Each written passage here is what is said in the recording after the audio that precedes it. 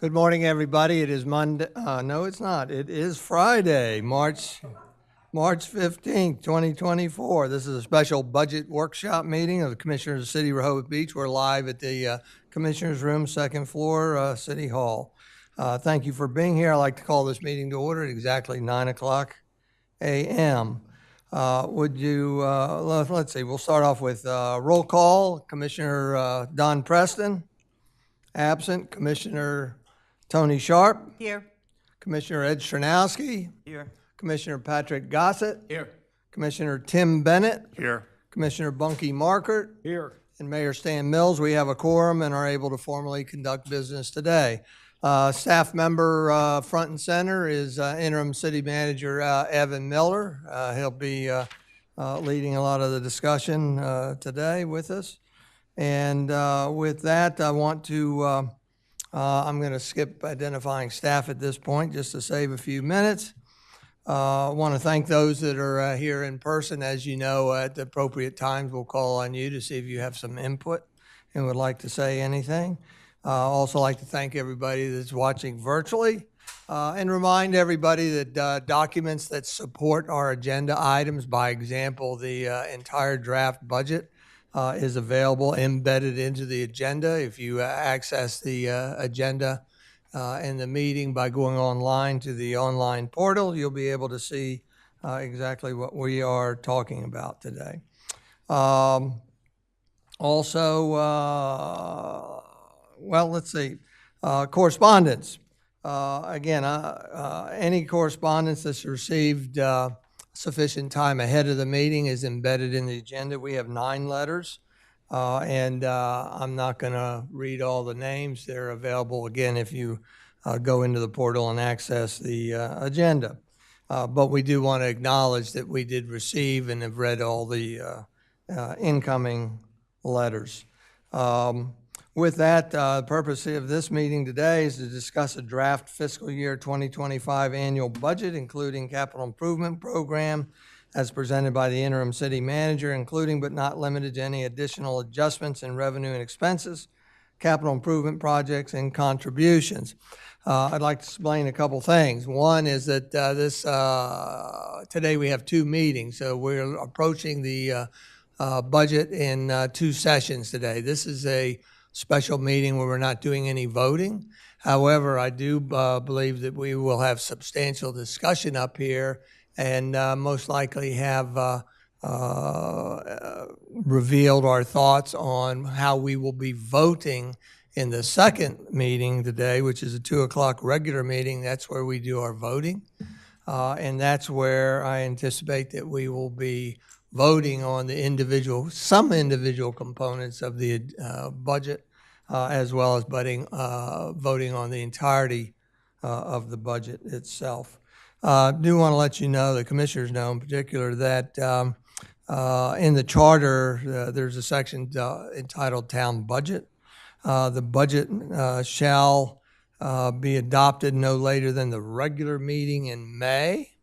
However, we have another constraint, and that is that our fiscal year budget starts April 1st.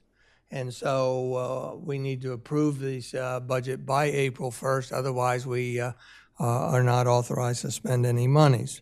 We'll let you know that in case of extraordinary circumstance today, if there were a whole bunch of changes, we certainly could conduct one more special meeting between now and the end of the month if we had to, and I think we'll leave that in the hands of the city manager to see how many proposed changes there might come out of this morning session, and can he be ready in time for the afternoon session. I'm hopeful that we can, so we can get this done and behind us. With that, Evan, I'm going to turn it over to you. Sure. Thank you, Mayor. Good morning, Mayor, Commissioners, and members of the public. I'll start with the support document that's included in the agenda. On page 2, both of the document and page 2 of the PDF, is the revenue and expense sheet that we have largely used through our now five budget meetings.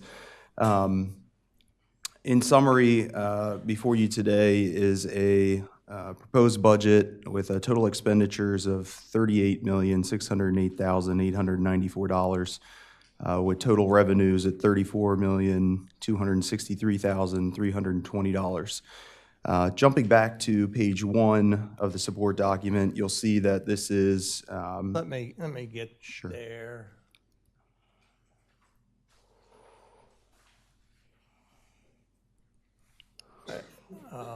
Yep, that's it. So page 1 of the support document is the description of the revenue and expenditure adjustments that we've included. So the balance position right now has a deficit of $4,345,574. Included on page 1 of the support document, again, are the revenue increases and the expense reductions that we have discussed over the course of the last 4 budget meetings. One of the things, this page really summarizes the changes from the last budget meeting, and I'll quickly run through those real quick. This page does not reflect a property tax increase, but we have identified it there just again to call out what was originally being discussed, and that was 88.5 cents per hundred at a projected revenue of $850,000. But again, that revenue has not been used to adjust the deficit at this time. So no property tax increase, a increase in parking meter rates to $4 an hour, an increase in parking permits of roughly 30%, an increase in rental tax from 6 to 7% effective on any contracts executed after April 1st. And then finally, the wastewater metered sewer from $14.70 to $18.81, which reflects an 28% increase. In terms of the expenses, we kept the health insurance split for the city and the employee at 80-20. We adjusted the seasonal police to 15, and we kept the contributions in the budget. You do see that I've included the contributions as expense reductions, but they are factored into, again, the balance position as it exists in this meeting. So in summary, the column on the far right-hand side, the balance position, again, deficit of $4,345,574. The line just under that was something that Gene had mentioned at a previous meeting, and that was if there was any consideration to knowing that we are going back to the 80-20 insurance split with the city employees, if there was any interest in funding the entire 27% increase, the city to fund that entire increase, that would be an additional expense of $42,500, again, just to provide some relief to the employees for that significant increase in health insurance premiums. If that is agreed upon, the deficit would increase by, again, $42,500. And then the revenue increases under that, those adjustments to the balance position does not factor in the additional costs for the 27% health insurance funding that entire increase.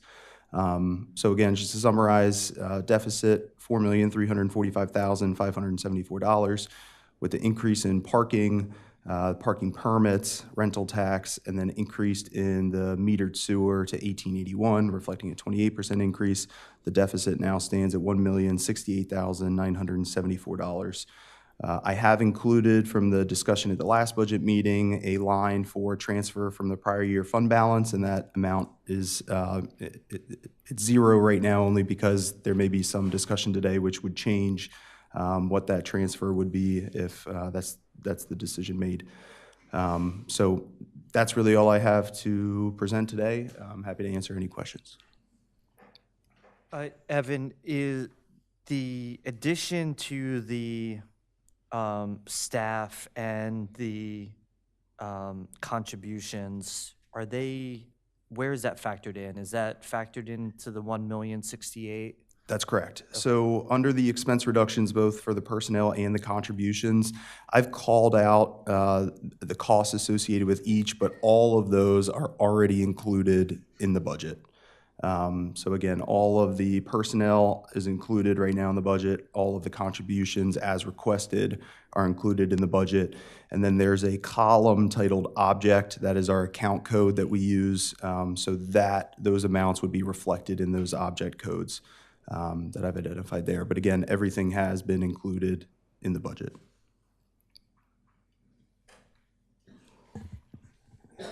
Anybody else? Is Bert here today? Bert is not here today. Bert is on his annual vacation to Florida, which he takes every March. Because in our last meeting, we had a spirited conversation about reserve funds or leftover monies from this year. Sure. Is there any update on that, or can you bring any further light to that? Do we have a reserve fund that we could consider using? So yes, I think in terms of the fund balance policy, which was presented at the last meeting for members of the public who weren't able to attend that meeting or watch that meeting, the fund balance policy is essentially a policy that the city would put in place to say what is a bare minimum amount of money that the city needs to have in reserves. So to summarize very quickly, we mainly at the last meeting talked about the general fund. General fund is any department that is not wastewater or water. And so the fund balance framework that we presented showed a excess of roughly 1.2 million. The just important thing that I want to mention is that we didn't really have much of a discussion about the framework itself. So again, that included the fund balance, as we proposed to the commissioners, would fund 60% of operating expenses, 100% of debt service, 100% of CIP, and include $4 million in natural disaster. So if that framework was applied to the current fiscal year, not next fiscal year, there would be an excess of 1.2 million. But we did not have the discussion about the policy and the level of risk I think that the city or the commissioners are willing to take.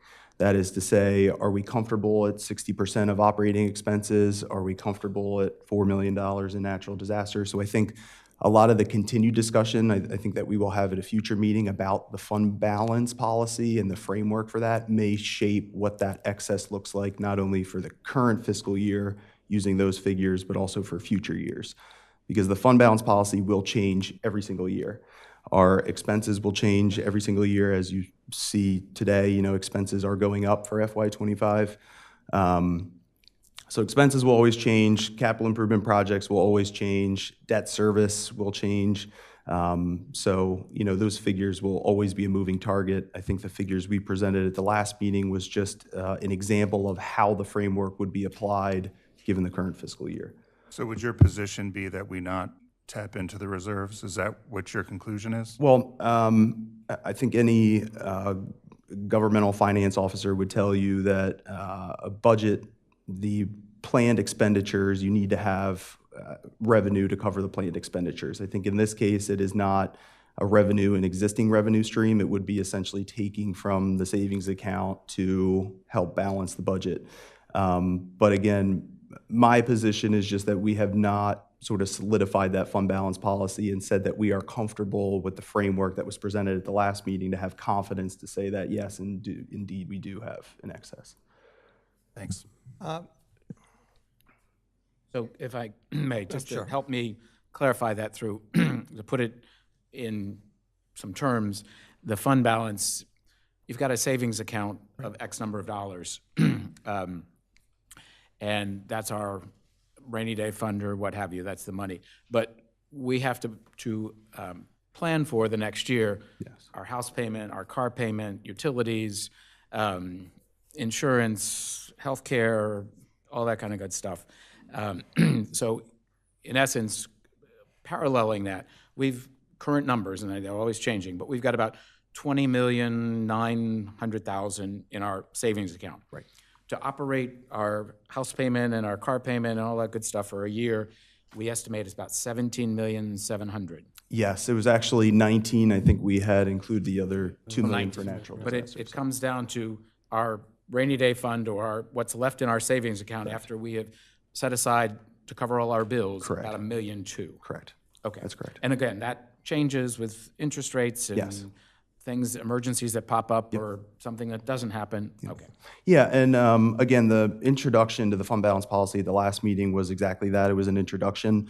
I have seen, in my research and Bert's research, that fund balance policies can be as complex as you want to make them.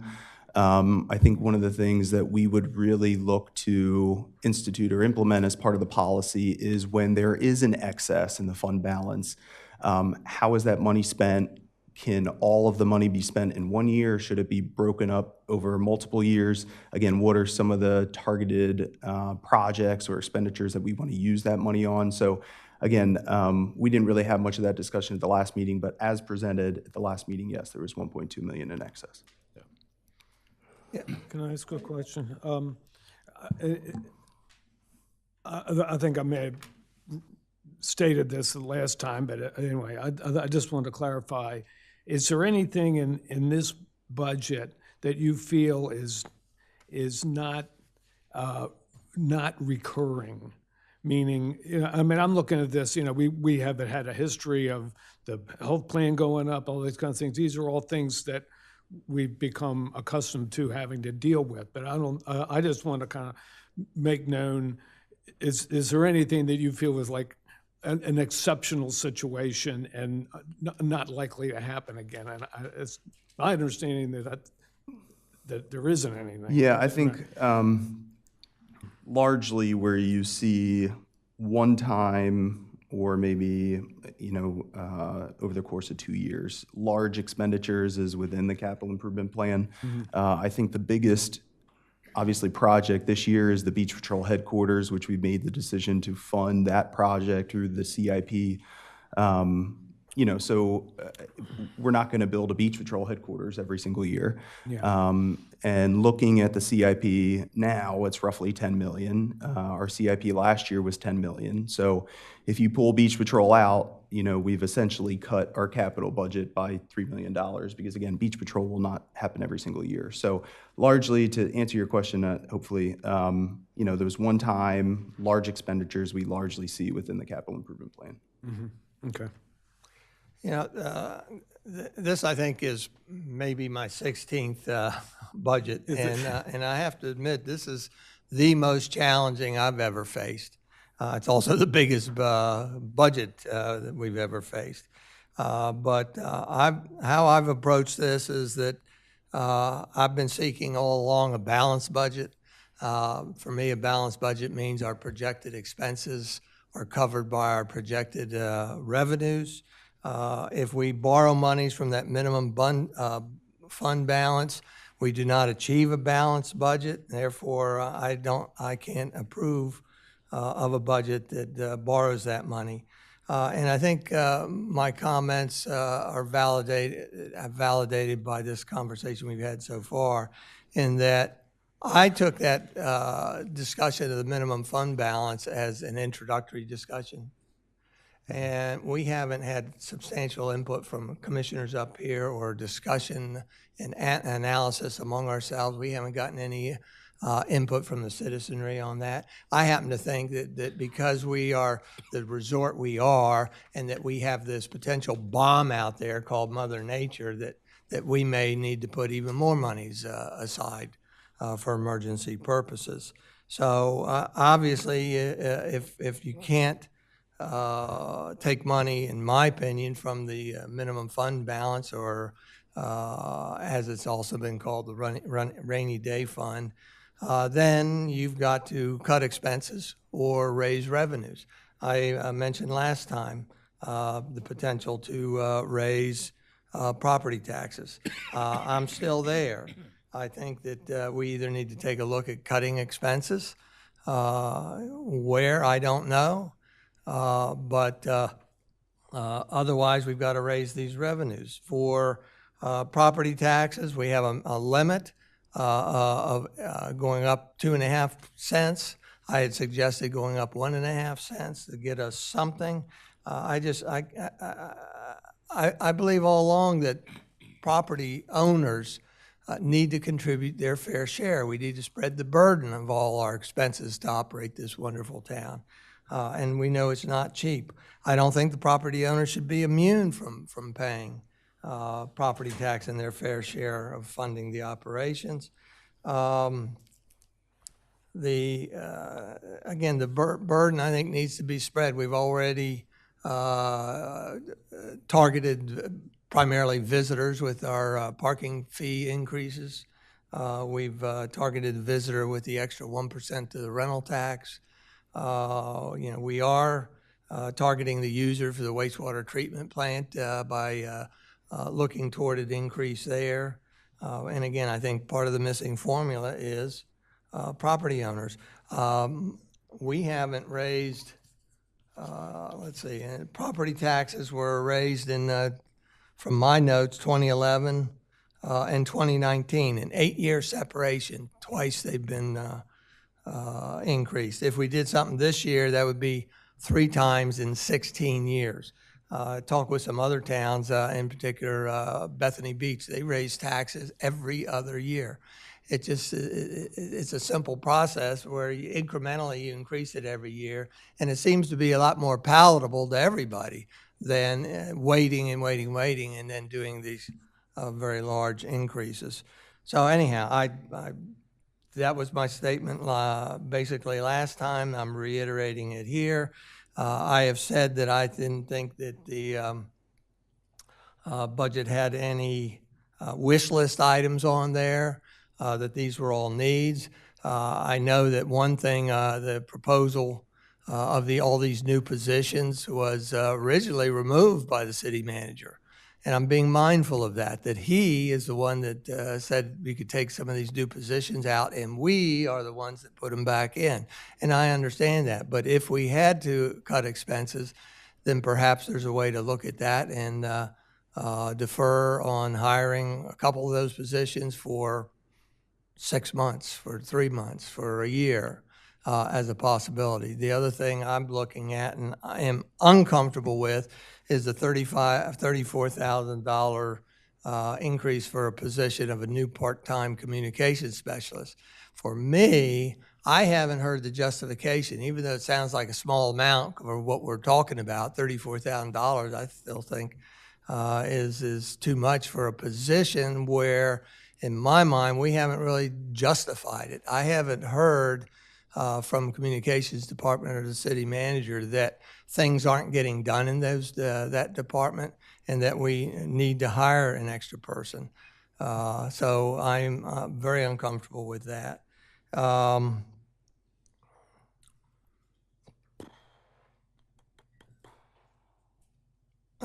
going to shut up for a few minutes. Okay, okay, that's good. Go ahead.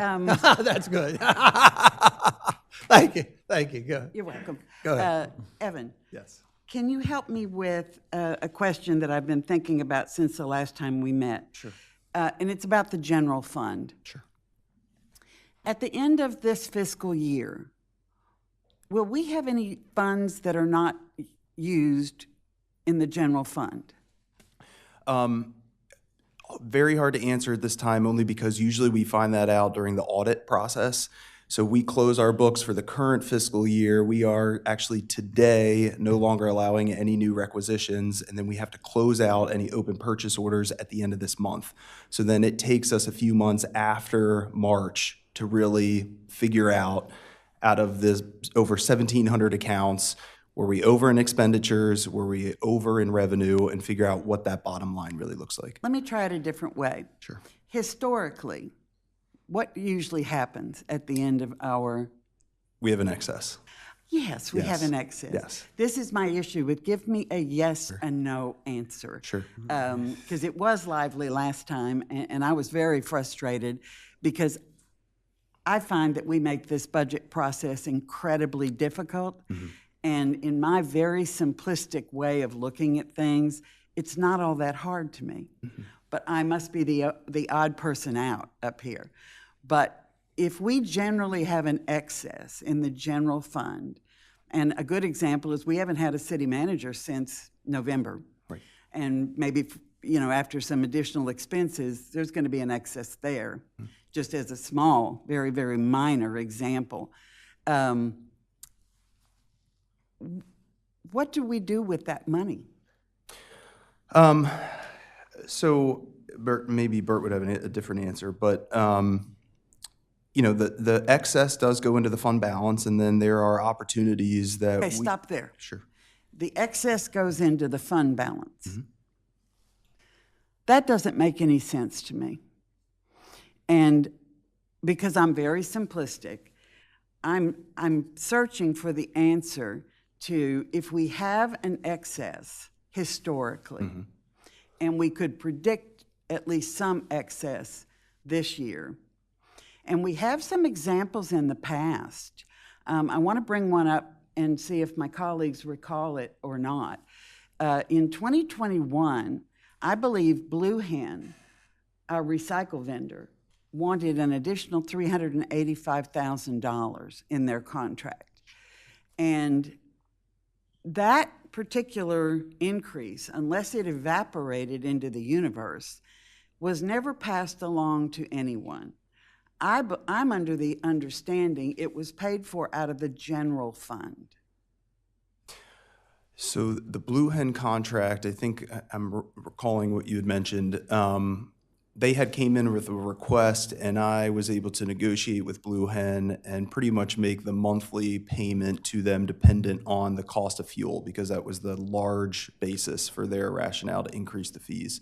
But you're correct. I mean, I don't think at that time we made any adjustments to the revenue side to help offset the cost of the additional expenses. So what I'm just trying to get a very clear answer on is, if we have leftover funds, and I know from an accounting standpoint, people are going to say that's not the way we do it, but I'm trying to think about how I manage my own finances at my house.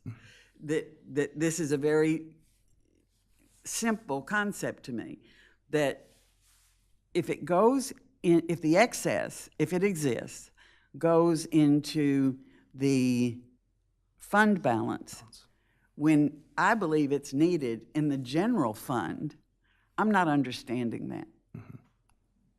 Based on the background of discussion here, that we don't have a hard and fast general, fund balance, because we haven't had the in-depth discussions, as the mayor said. Correct. I'm just not understanding the premise. And I don't know if any other commissioners remember over the years where we have tapped in or not tapped in to available resources, but maybe someone when we were has over in the something. firehouse, second floor, I don't know the timing frame, Patrick, maybe you remember, we did tap into fund balance, if you will. But I also remember the conversation with Bert being there at that time, that we don't have a formula. We don't know how much is needed and everything, and yet the commissioners, and probably me involved also, we're all excited about all these new projects and wanted to fund them, and by golly, we were going to do it one way or another with the extra monies. I call that a naive period for me. I think I've learned more, and that's why I'm more intent on seeking a balanced budget. Well, to kind of remind ourselves, it was Commissioner Sharp, Commissioner Mills at the time, and myself, and this was the FY2018 budget, where we took $1 million from the overage, the savings account, whatever you want to refer to it as, fund balance, to pay for this building. There were some cost overruns, and we were in the midst of the construction of the building.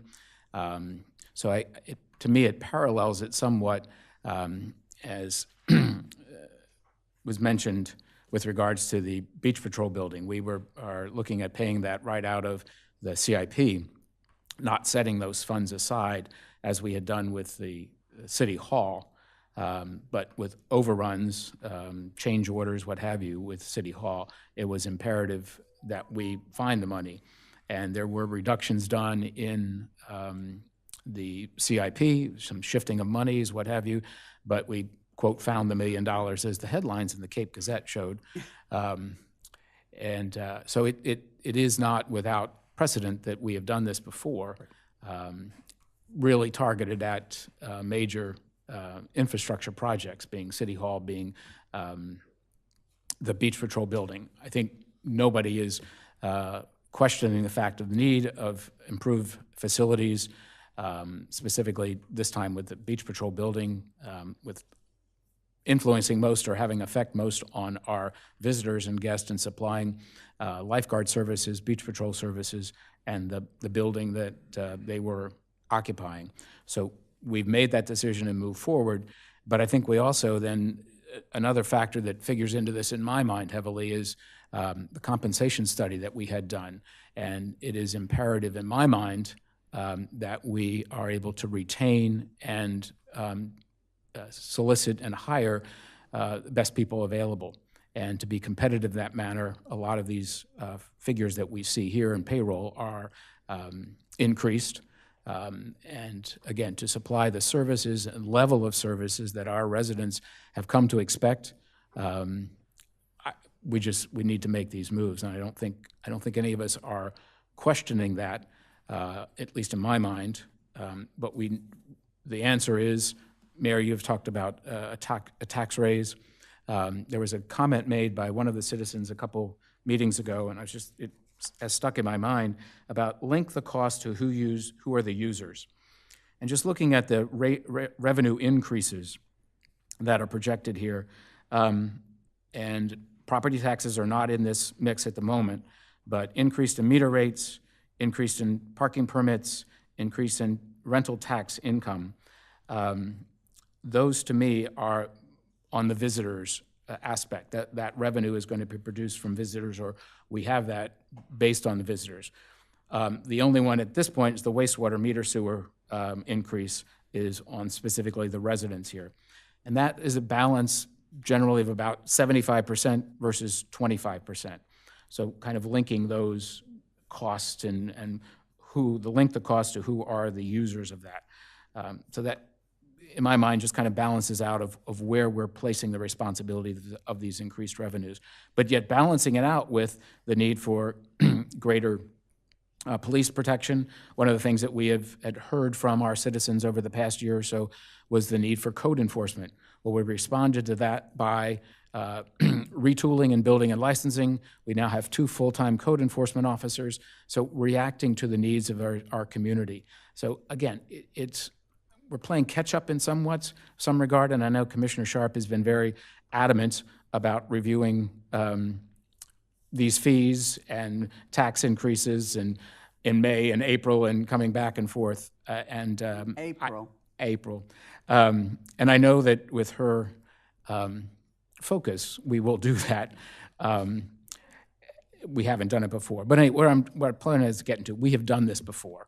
And I think the needs of taking money from the fund balance to balance the budget, perhaps there's further discussion about property tax. I mean, many of the letters that we've received from constituents and phone calls and people stopping by say they don't have a problem with a tax increase. But I think that needs to be financially and fiduciary balanced on our side of what we do with those funds. And I think investing in our staff and investing in our infrastructure are the 2 most important things that we do. And we've made a commitment to do that and to retain our staff and to be able to attract the staff of a quality level. We need to be paying for them, and we need to be able to have the benefits that be able to make us do that. Long-winded around to say I don't have a problem of using those additional funds in the fund balance to balance the budget at this point in time, because we have done it before based on infrastructure projects. So Evan, back to the general fund, because I'm not going to let it go in the short term, as you could probably guess. Do we know as of this past February or January how much excess we could project? I do not know, not off the top of my head, no.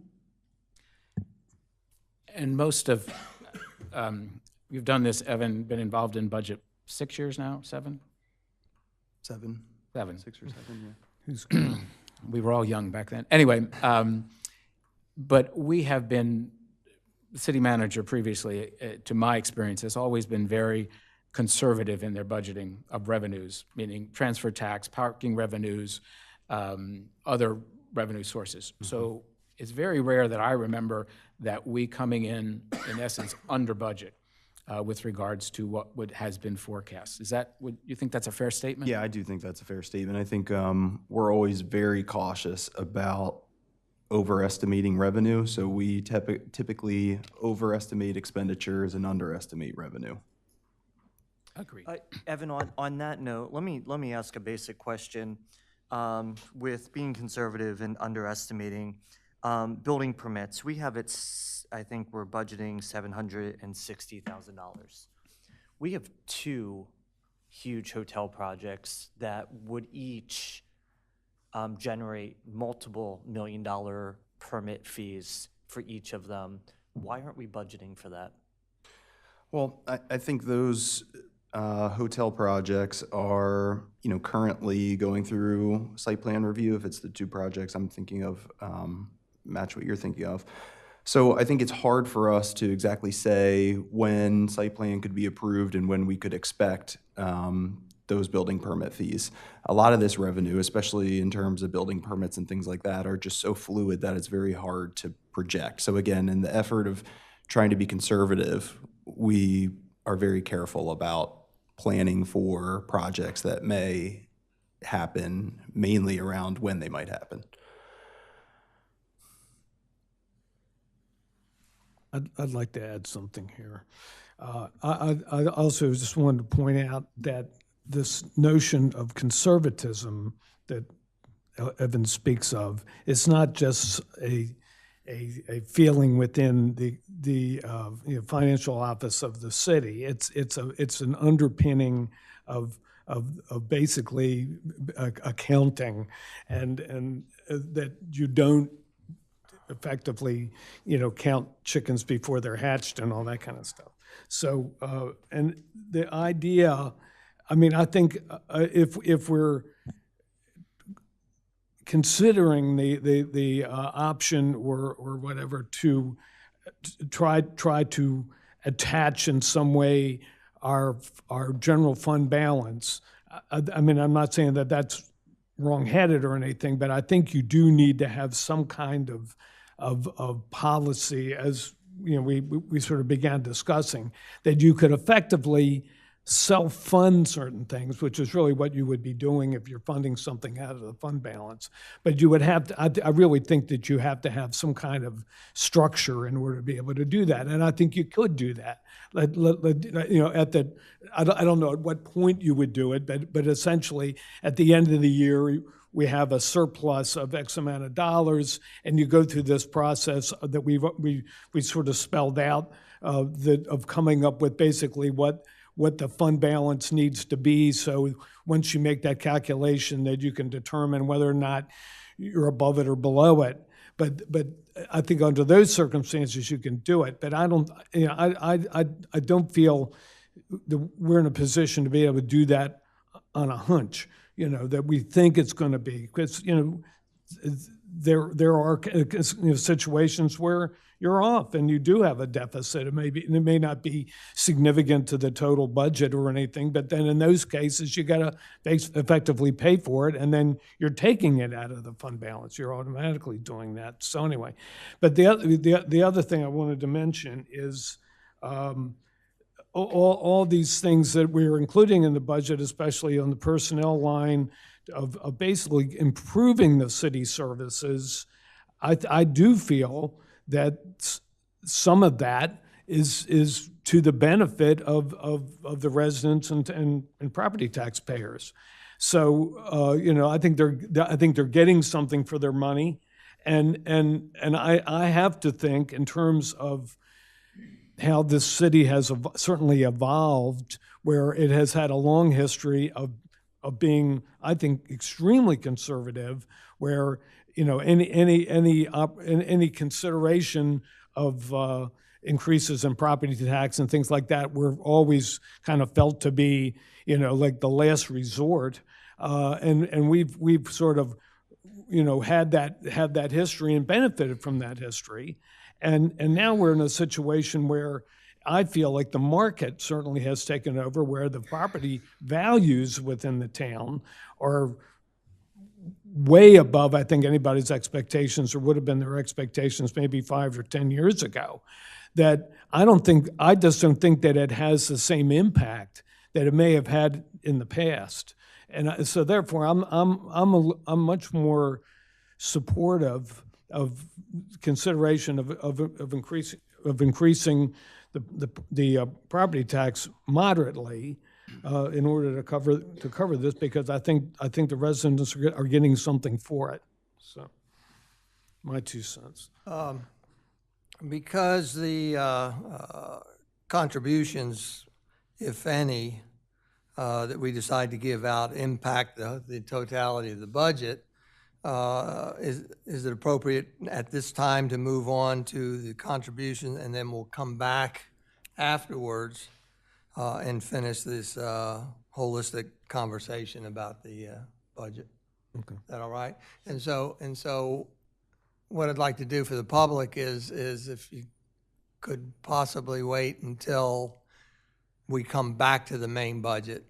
And I think that way the public's offered one opportunity to talk.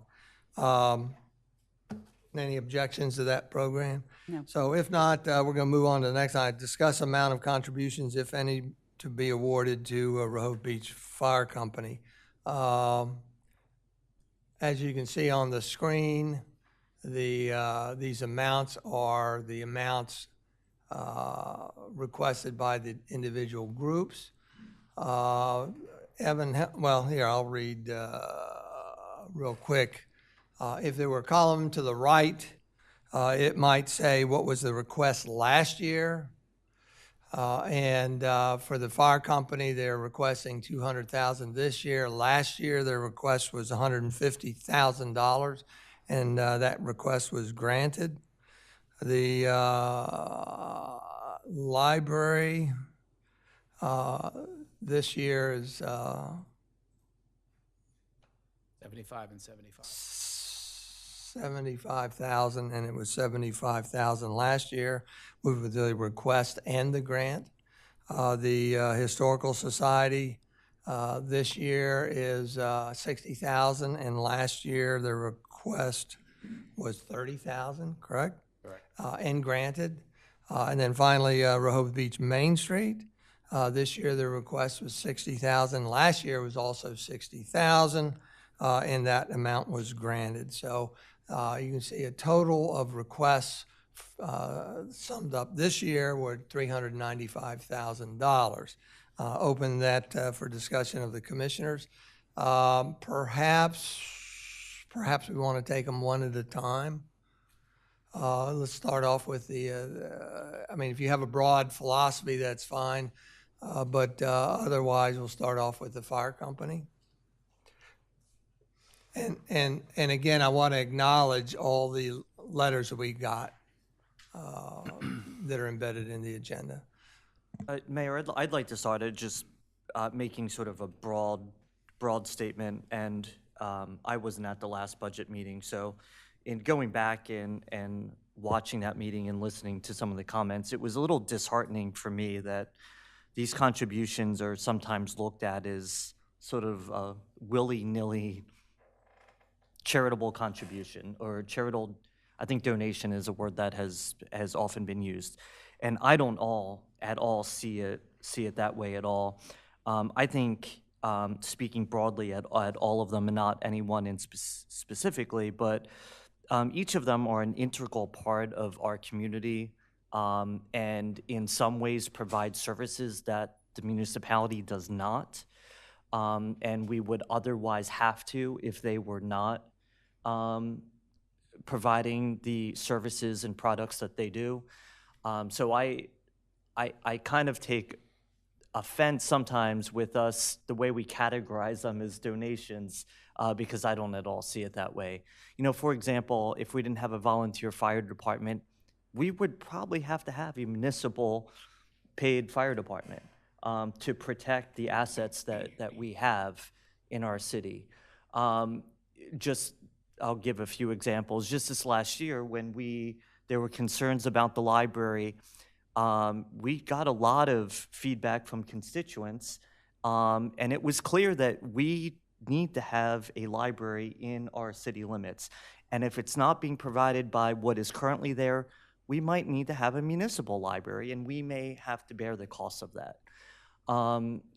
Main Street provides a lot of historic preservation and beautification efforts that in other municipalities, the municipality would take care of.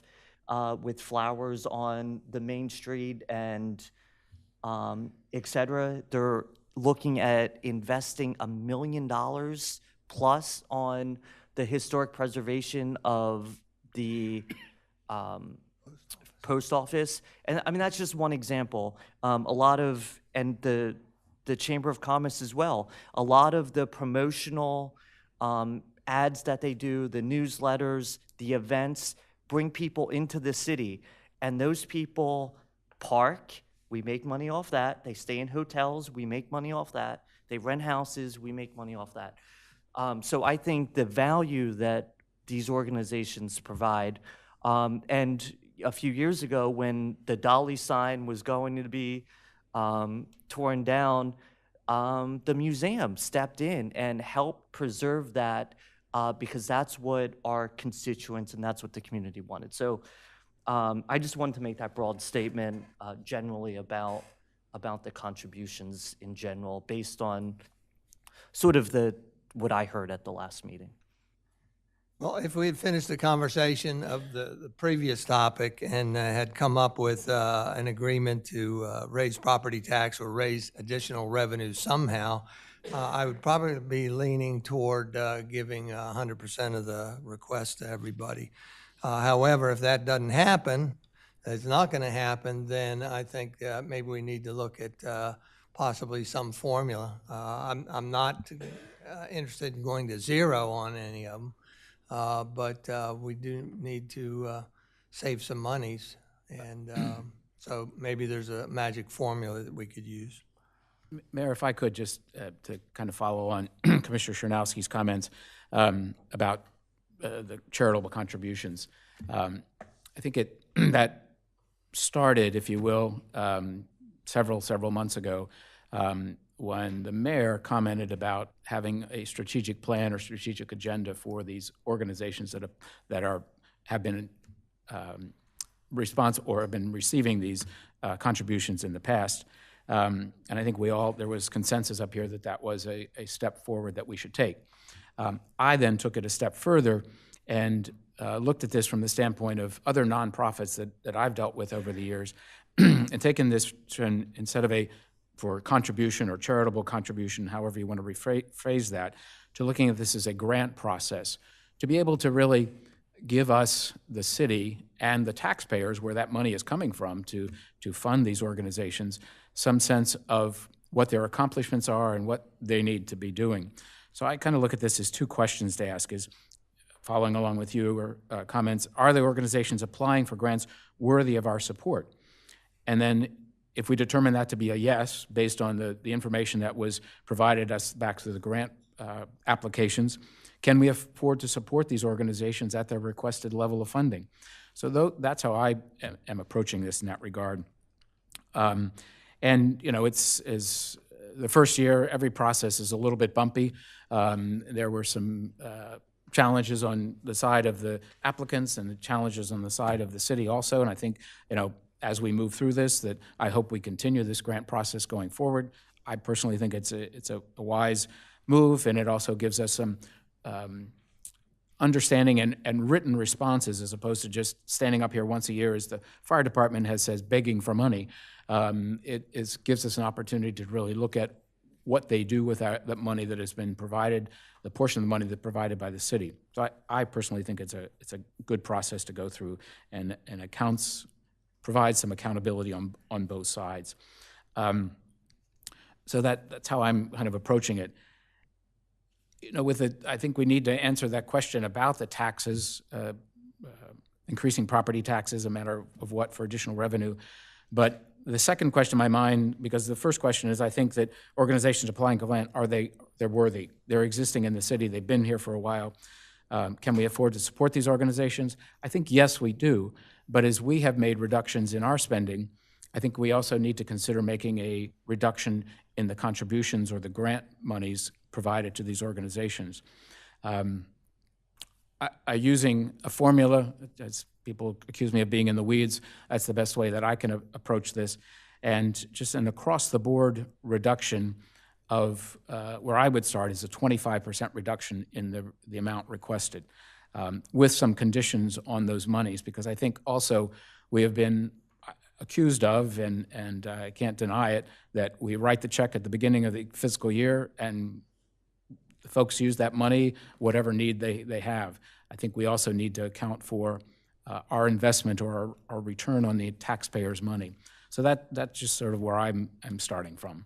Yeah, and Commissioner, just a clarification, we don't write a check in the beginning of the fiscal year. Generally, it has been in August, half in August, half in October.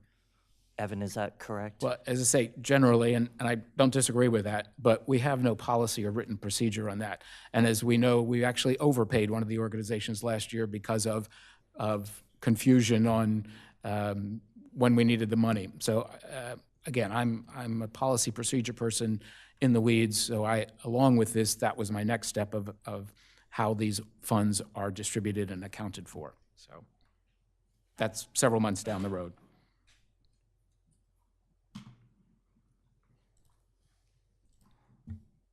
Anybody else up here before we go to the public? I thought you were going to go with the fire department first. Did I miss that? Well, we started out somewhat broad, and then yeah, we can go one at a time, and you can respond however you want, or respond to Patrick's suggestion. But let's put the fire company on the podium here. I'll start with that in the regards of this. They've requested $200,000.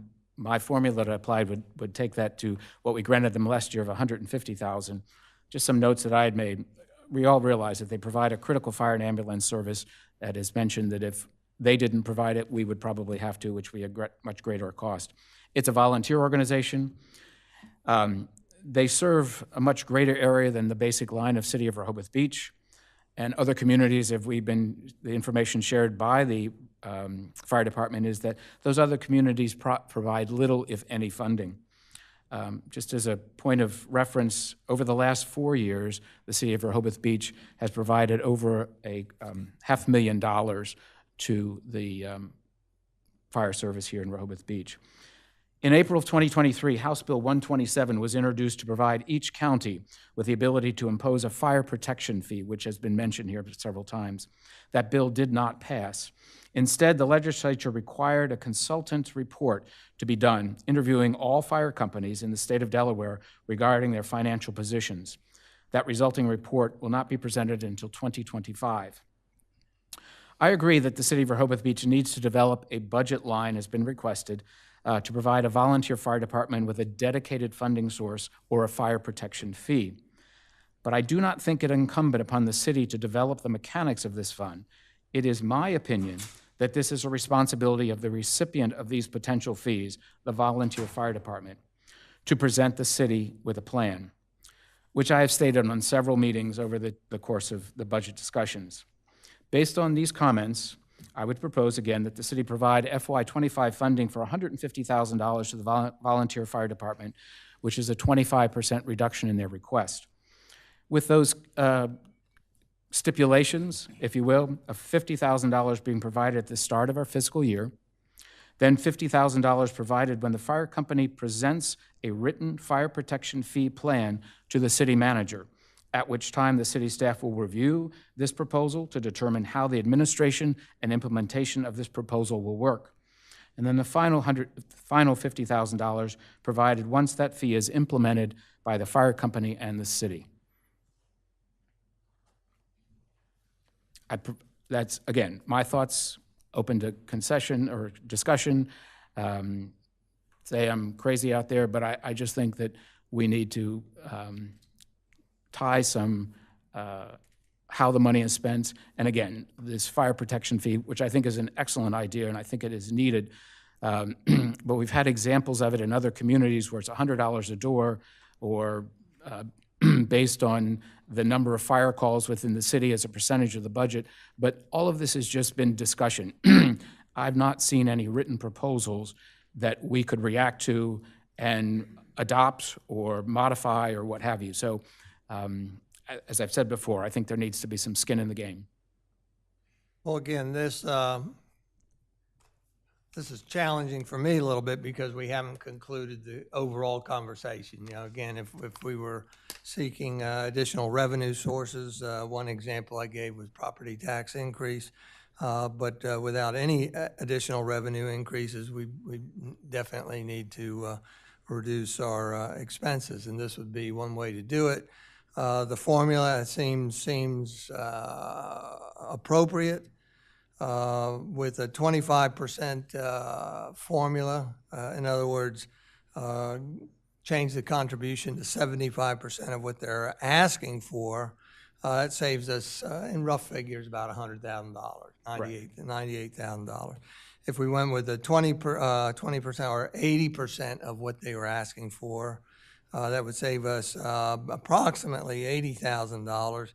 And if we went with a 90% contribution of what they're asking for, that would be about $40,000. So again, I'm struggling a little bit because we haven't had finalized that conversation before, which we'll be going back to, so we'll figure something out. Commissioners, want to say anything? Do we want to go to the members of the public? I had not thought it out the way you had with the 3 stages. Mm-hmm. The last stage, Commissioner, is just an end-of-year payment? Pretty much so. Again, it is, if you will, a motivating factor to develop the fire protection fee and get it in place so that we're not in the same position next year. It's not going to happen overnight. In talking with other communities, not only in the state, but in other municipalities across the nation, it takes anywhere from a year to 18 months to 2 years to actually implement the fee, and then initially develop the administration of the fee and then implement the fee. Well, I just don't want people to assume that if they do that homework on it, that we absolutely will implement a fire protection fee, because I think there's a lot of discussion that has to go into that. By example, who charges the fee, who administers the fee, what are the consequences if somebody chooses not to pay the fee? Are they not going to go there? Those, to me, are serious questions, and I just don't want it to come across as we absolutely will implement a fire protection fee. That is not my intention, but in order to bring that discussion of those issues that you just outlined, we need to have it on the table, and it's got to involve both sides of the organizations. And again, the administration or development and implementation of this is really based in the city manager's realm and how this will be implemented. And I don't, Evan, if you have any comments on this or thoughts about that procedure. Again, the numbers that I've thrown out there are purely arbitrary, but I think that the steps to review, and again, it may end up that this fire protection fee is not an application that works here in Rehoboth Beach. I don't know, but we've got to get everybody around the table to discuss this. And as my experience is 20 years in sales with Hilton Hotels, money brings you to the table.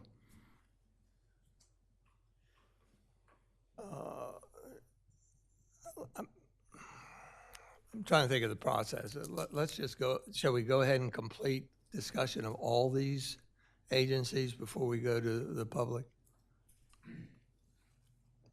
You're the mayor. Well, let's continue. Tony, I think you were I want to hear what Commissioner talking about Sharp fire has to company. say. On the fire department, I think I've said for a number of years, I'm really intrigued by this fire protection fee, and it seems like on the surface to have a very equitable intention, and I think that's a very good thing. I do not like the process that we currently have. I stated that at the last meeting, that this is not good, I don't think, when you're talking about an essential service. So I could absolutely support the 50-50-50 for a total of $150 for this year, and then we get serious that's the terminology I'm going to use. We get serious with the fire department about how to structure a more equitable plan than what we currently have. Anybody else on the fire department? I would agree with what's been said. If I looked at the numbers just simply based on households, not including the businesses in town, at the 150, we're at about $166 per household, or at the 200, it's $221 per household. And so I agree that we need to have a serious conversation about it, include everybody. I mean, everybody needs to partake, and I would call it an emergency services fee. It also includes the ambulance, which I think probably gets used a heck of a lot more than the fire trucks and the fire department. So there should be an emergency services fee. Excuse me. We need to figure out, though, how, as Commissioner Gossett has stated, is how do we make sure that everybody participates in that and understands the importance of it. I don't like this process. I've only done this 3 years.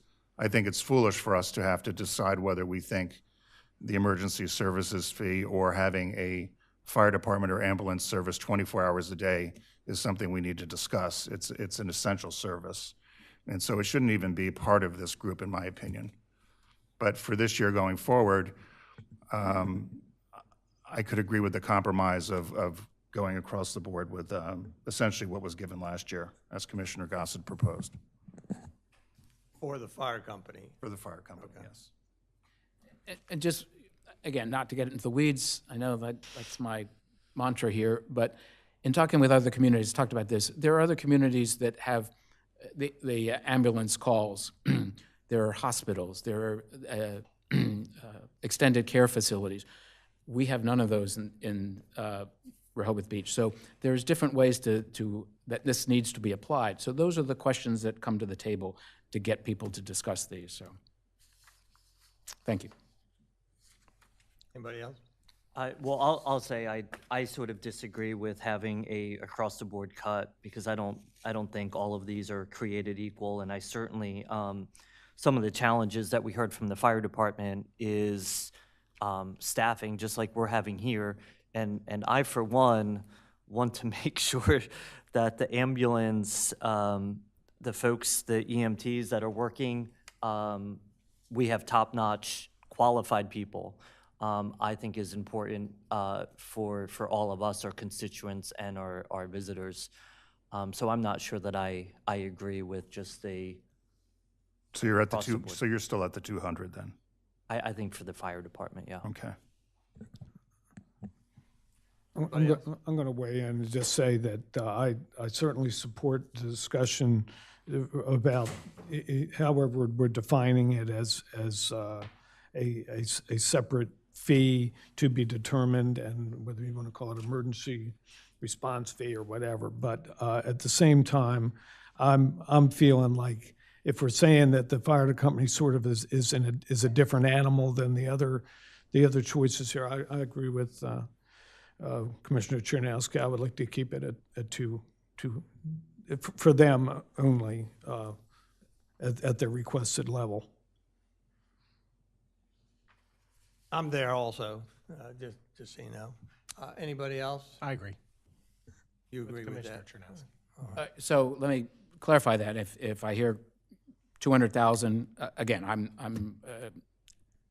it also depends on other revenue.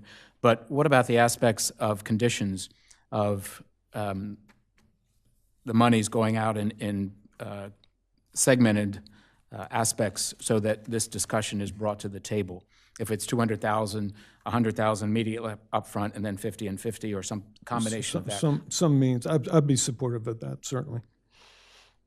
I as well. I'm indifferent. I think it's clear that none of us want to have this conversation again. So I would tell the fire department and the city manager that something needs to be brought to the table that has a permanent solution, because we don't want to have this conversation up here again for the next budget. And how do you get to that, though? That's what I'm saying. I would defer to the city manager on how to do that. Well, I think it's incumbent upon the fire department. They're hearing this conversation. They want to succeed, and I think that they will do the research in an appropriate amount of time and come back to us. So I'm also indifferent on the need for this, but I also don't see any harm in. So at this point, can we set a date that we expect a presentation from, after discussions with the city manager and the fire chief, that we can set a date for these discussions to be on the agenda? Sure. That date would be, if you could report back to us, Mr. Miller, at the next meeting of what that date is? And I would like to say, this is part of my personal opinion. This is part of our inability as a group where we really are not serious about putting any discipline into what we need to do. I can't tell you the number of items that I am always uneasy about, that we have talked about and said we're going to come back to, but do we ever? I don't even know the answer to that. So we are somewhat resistant, in my opinion, to hold ourselves to account and hold others to account when we try to put more discipline into our processes. No need for debate, just a comment. Well, can I just question or whatever, is there a way for us to sort of pin something on the agenda that we can just basically say we are committed to pin, saying we're going to talk about this and have some facility to make that happen?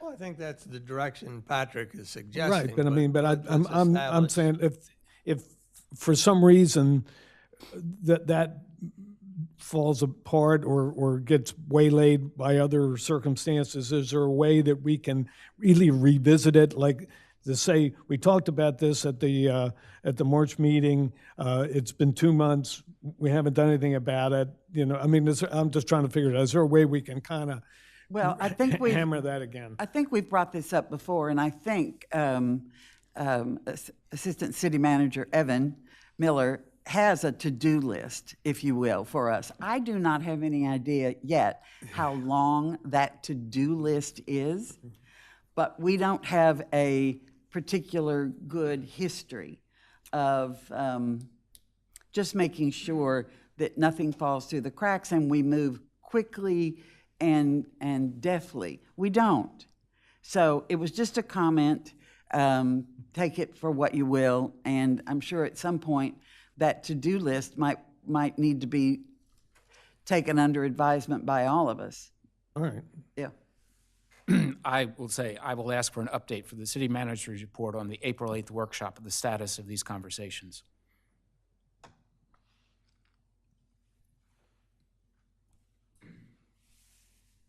Okay, so I'm here. Well, has everybody, the commissioners spoken as to their favor on the fire company?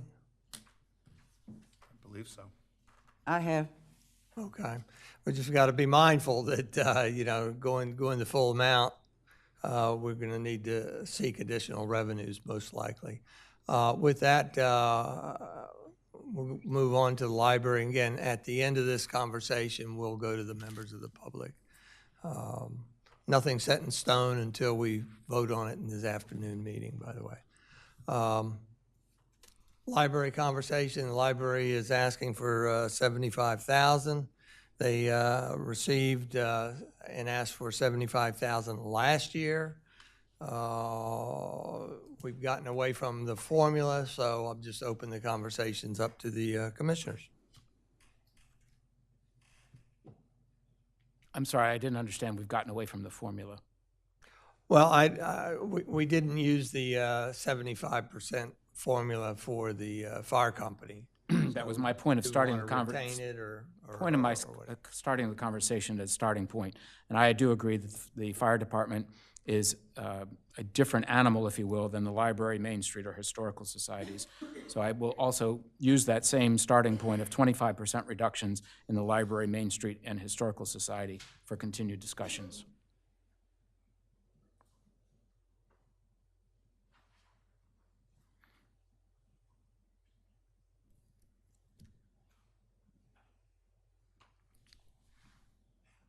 Broken record. I'm stymied because we haven't resolved do we want to increase revenues or not? So, Well, and I'm not stymied by that because I don't find them connected at the moment.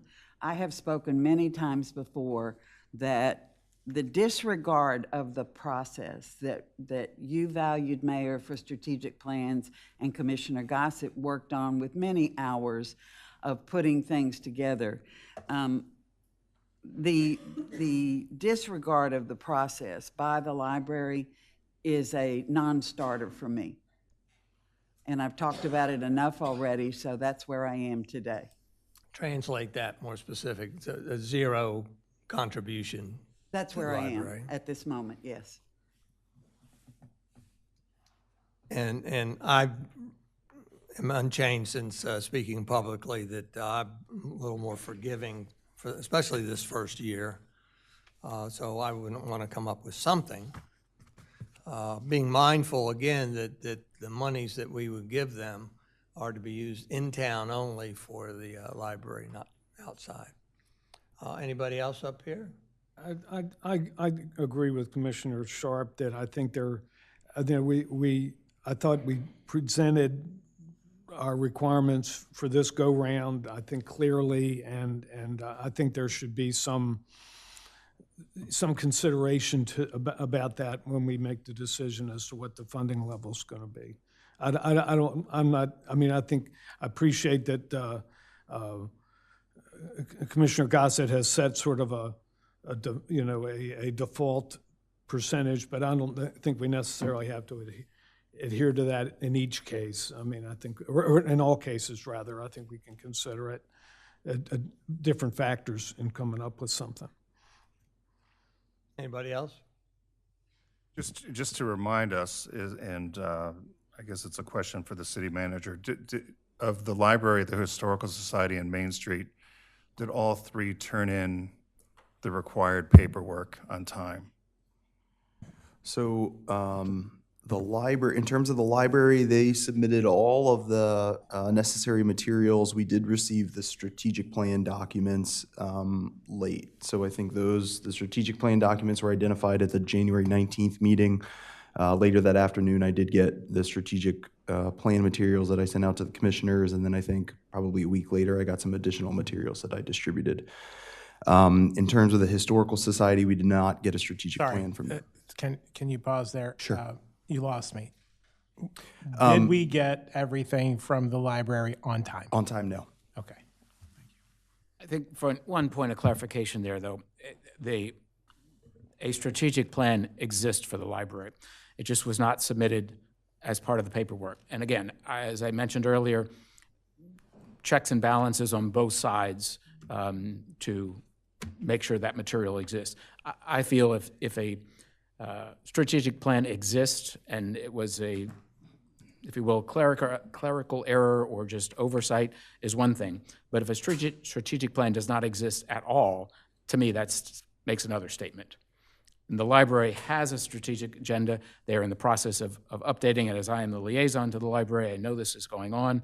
So I think, it's splitting hairs. It may be semantics, but they do have a strategic agenda, and it is in place, and it is actually being updated because of the change of expansion of services of the library, plus the change in the footprint of the downtown services.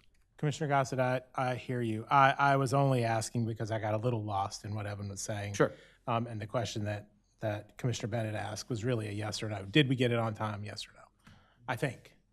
Right, and so regarding the library, though, there was, as Commissioner Gossett said, a strategic plan that did come in shortly afterwards. It wasn't something that was just, oh, gosh, we have to do it. So there may have been a clerical issue on both sides, perhaps? Is that where? The only thing that I would say is on our side, I did not read through every single application and verify that all the materials were there. I kind of put the onus back on those organizations to provide those materials. So from that standpoint, I did not read through every application and verify that all the information was there.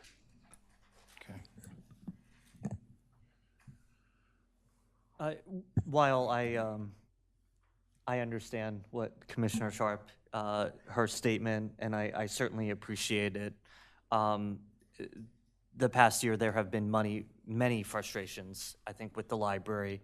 However, it is, and I, like the mayor, I am forgiving this first year. But at the end of the day, the library services our constituents, our visitors, and I don't want to see a downgrade in the products and services because we're not being supportive of that need. So I'm in favor of funding them at the full amount. So, Commissioner Czerniawski, Mayor, if I may, you just raised a point that maybe not appropriate for this discussion, but it's something that's been on my mind. I'm actually concerned about a deterioration in services going forward with or without this contribution because of the uncertainty around what the library will be in the future. Because in the last presentation that was made, and Mayor, if it's not appropriate here, stop me. I'm happy to take it to another point. In the last presentation that was made to us, there was a comment that was made that even if we do go forward with the proposal to switch the properties, if you will, the leasing of the new property will not pay for the costs of the library. What will pay for the costs of the library then? And that's assuming the contribution the full contribution that we make today. So whether or not we make this $75,000 contribution, to me is not the question about whether the services will continue at an appropriate level. It's a bigger question that remains unanswered. So for me, I think we can make this decision in a box. But the question about the future still remains. Anybody else? I'm leaning toward just, if the commissioners are headed toward using that rainy day fund, which again I object to, I'll take advantage of that and say I'm leaning toward giving the full amounts to everybody. Anybody else? Let's move on to the Historical Society, please. Anybody? They asked for $60,000 this year. Last year they asked for $30,000. They've doubled their request. And if I recall, $30,000 was what was contributed last year. Is that true? And I'll start. I'm going to be consistent that giving a contribution when the process was disregarded for a strategic plan is my rationale that I am at zero. Well, Evan, can you do that same summary of receipt of submittals and whether they were late or not? Sure. So Commissioner Sharp is correct. We did not receive a strategic plan. I know there was a presentation given at a later commissioners meeting about the status of the strategic plan and the development of a strategic plan. But a strategic plan for the Historical Society was not submitted prior to the first January budget meeting. And have we received any information of a strategic plan from the Historical Society? The information that I received was the presentation that was given at a previous commissioner meeting. I haven't received anything since. The action to create one, if I remember correctly, but no strategic plan has been done. Correct. Thank you.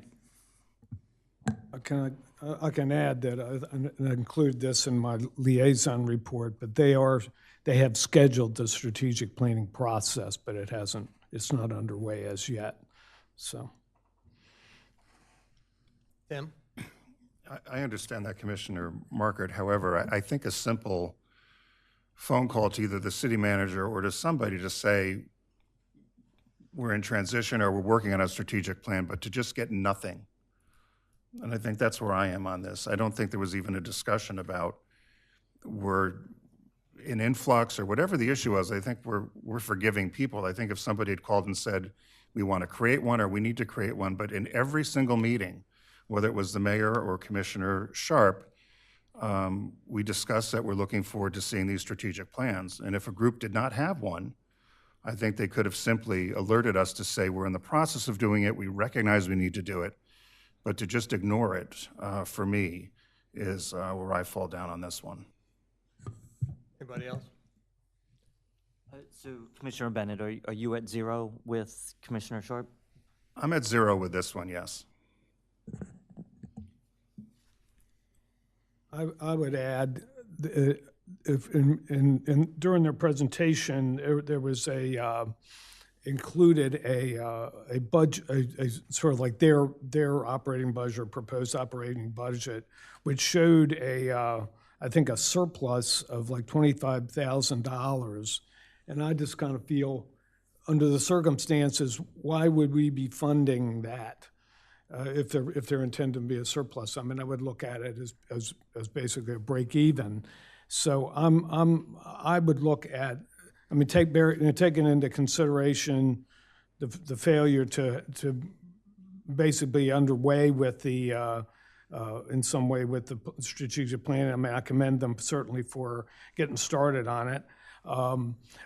The issues surrounding the diorama and I mean, they're certainly moving towards that, but it's not, it's forthcoming. I'm more inclined to consider basically half the amount, but subject to getting all this other stuff done. So I don't know. I don't know if we've ever done that before with imposing conditions, but I would feel comfortable basically making a $30,000 grant conditional on completing these things. So that's kind of what I'm looking at. I hear Commissioner Sharp and Bennett, but again, I am forgiving that there were staff changes, there were board membership makeup changes, and at the end of the day, it's an important part of Rehoboth. It's an important thing that our constituents care about, and as a compromise, I would support Commissioner Markert's idea of funding half, which is the same level that we funded last year. I'm also comfortable with that, but I go back also as conditions. I believe we imposed a condition on the money to the fire department. Maybe I'm incorrect on that, but I would want to restate that as we make final conclusions here. I think the conditions with granting funds to the Historical Society would be on the condition of a completed and executed and implemented strategic agenda. To me, those are the criteria of when you apply for a grant. Again, I'm applying this terminology or this aspects to grant funding, and you have to meet conditions. And I think it is financially irresponsible for us to provide these grant funds without any conditions going forward. We have some challenges in meeting our financial responsibilities, and I just feel that in order for individuals to recognize or organizations to recognize the value of these funds and the continuation of these funds, that conditions must be applied and followed through on. I think imposing conditions is very reasonable. Would you type those out for us have them ready for the afternoon meeting? Patrick? My condition for this is simply, again, based on dollar amount could be advised, but propose the city provide $30,000 for Historical Society, X being provided at the start of the fiscal year, and the remainder provided when the Historical Society presents to the city a strategic plan which includes details of an exhibition plan for the year, including location and exhibition schedule of the diorama. Everybody okay with that? So then that would be this, is that 60 then or 30? I would be, well, I think the consensus up here was supply 30,000. They're what we funded last year. But based on conditions of and again, these are my conditions. They're open to discussion, or we can just write the check and walk away. But I don't feel that's our I think your responsibility. conditions are appropriate. I like your conditions, Commissioner Gossett. The thing that's rattling around in my head is the Historical Society feels slightly different than all the rest of these to me in some way. In this sense, it feels to me, like just in my experience with organizations like this, that there's an enormous capacity for fundraising that may not have been tapped. Meaning it would seem that the strategic plan should include, sort of a comprehensive view of their own fundraising efforts so that we could get this to zero next year. This is, in some ways it's a lot of money, in some ways it's a very little bit of money. And it feels to me like they could raise this money quite easily. And I'm looking at the new director because I think there hasn't been a comprehensive approach to fundraising. So I don't know how to write that into the conditions, but maybe we could take that offline and before the afternoon meeting. That certainly, but again, is the consensus up here, am I hearing that there should be conditions provided with all of the grants that we're discussing? Yes. Okay. Telling each agency how to do their business. Well, it goes not back to telling your them point. how to do their business, but that there is responsibility for the grant funds that we are issuing. And it's not, you can't spend it on this and you can't spend it on that. Again, go back to previous experience I've had, yes, there's grant fund restrictions that you can't spend it on brick and mortars. It has to be on development of staff, or it has to be development of a specific exhibition, or it has to be utilized in digitizing records or something of this nature. But those are you're applying for that specific grant. We're just opening up here to basically spend it as you need to, but Mayor, your initial request for a strategic agenda, I think, is very important. My experience has been that in having a strategic agenda, it not only would benefit us as the city and the taxpayers that we're giving this grants to, but also it's in a reflection of those organizations to see really what we're doing, how we're functioning as an organization. It's looking inside. If you'll recall, even during presentations, there was a problem with even hearing logical answers to what are your baseline metrics. So I hear you all talking about conditions, and it makes me wonder if this time next year, if conditions aren't met or have not been met, if you'll take the same position, which is we're going to be forgiving. So remember those words, that if we're not serious in the short term, it makes me question whether there will be seriousness in the longer term. Maybe this is the beginning of a nice trend. Commissioner Sharp, I give you permission to smack me if I am still forgiving next year. Thank you so much. Well, in trying to provide some leadership with these funding challenges that we have, our director of Bert, everybody is Bert, when Bert brought forward our investment portfolio and taking some of these funds that we have in the rainy day fund to invest them into either bonds or stocks or what have you, we have made some return on that. As part of that aspect of designing that's the word I'm looking for, the the administration of that, I requested a quarterly update from the financial department on the status of those investments and what those monies are provided for. Perhaps, again, trying to get some skin in the game from anybody is that during those quarterly updates, we also then reflect back on these grant making that we have done and see just if they've met those conditions. Again, it is an aspect that we, as Commissioner Sharp has said, we talk a lot, we think a lot, and these are great ideas, but we do not and have not put action to these steps. And I'm just very frustrated because of that. Well, and the fine point I'll put on it is there seems to be energy around a property tax increase. And I look at this and think, well, we should have a return on investment for any contribution we give to an organization, because I believe the taxpayers deserve that return on investment explanation.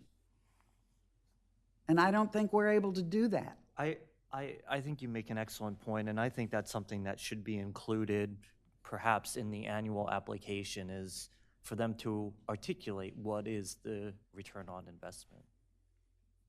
Well, apparently, we don't really hold feet to the fire on the annual application.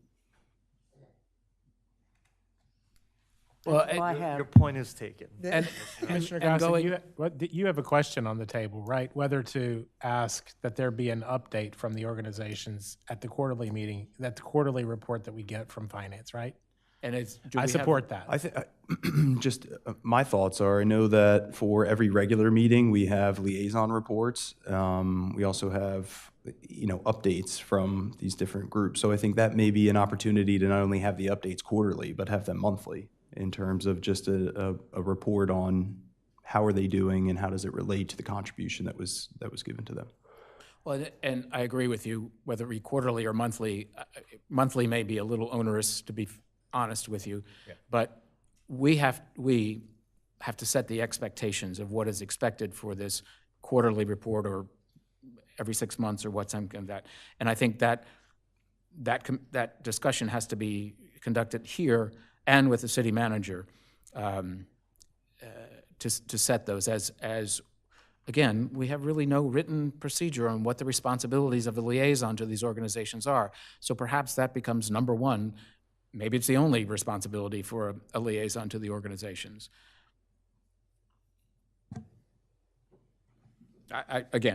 I'm getting into the weeds, which, that's what they're going to put on my tombstone, I'm sure.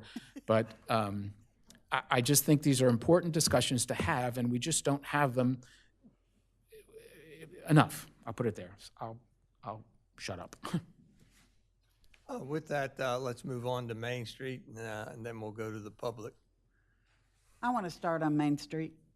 I would recommend that we fully fund the Main Street request because of the seriousness with which they took our request on the grant and their timeliness, and not only the content of what they submitted to us, but the fact that they have an intention of, and I hope it's a guarantee, that they are looking toward an 8% decrease in their request to the city going forward for the next fiscal year.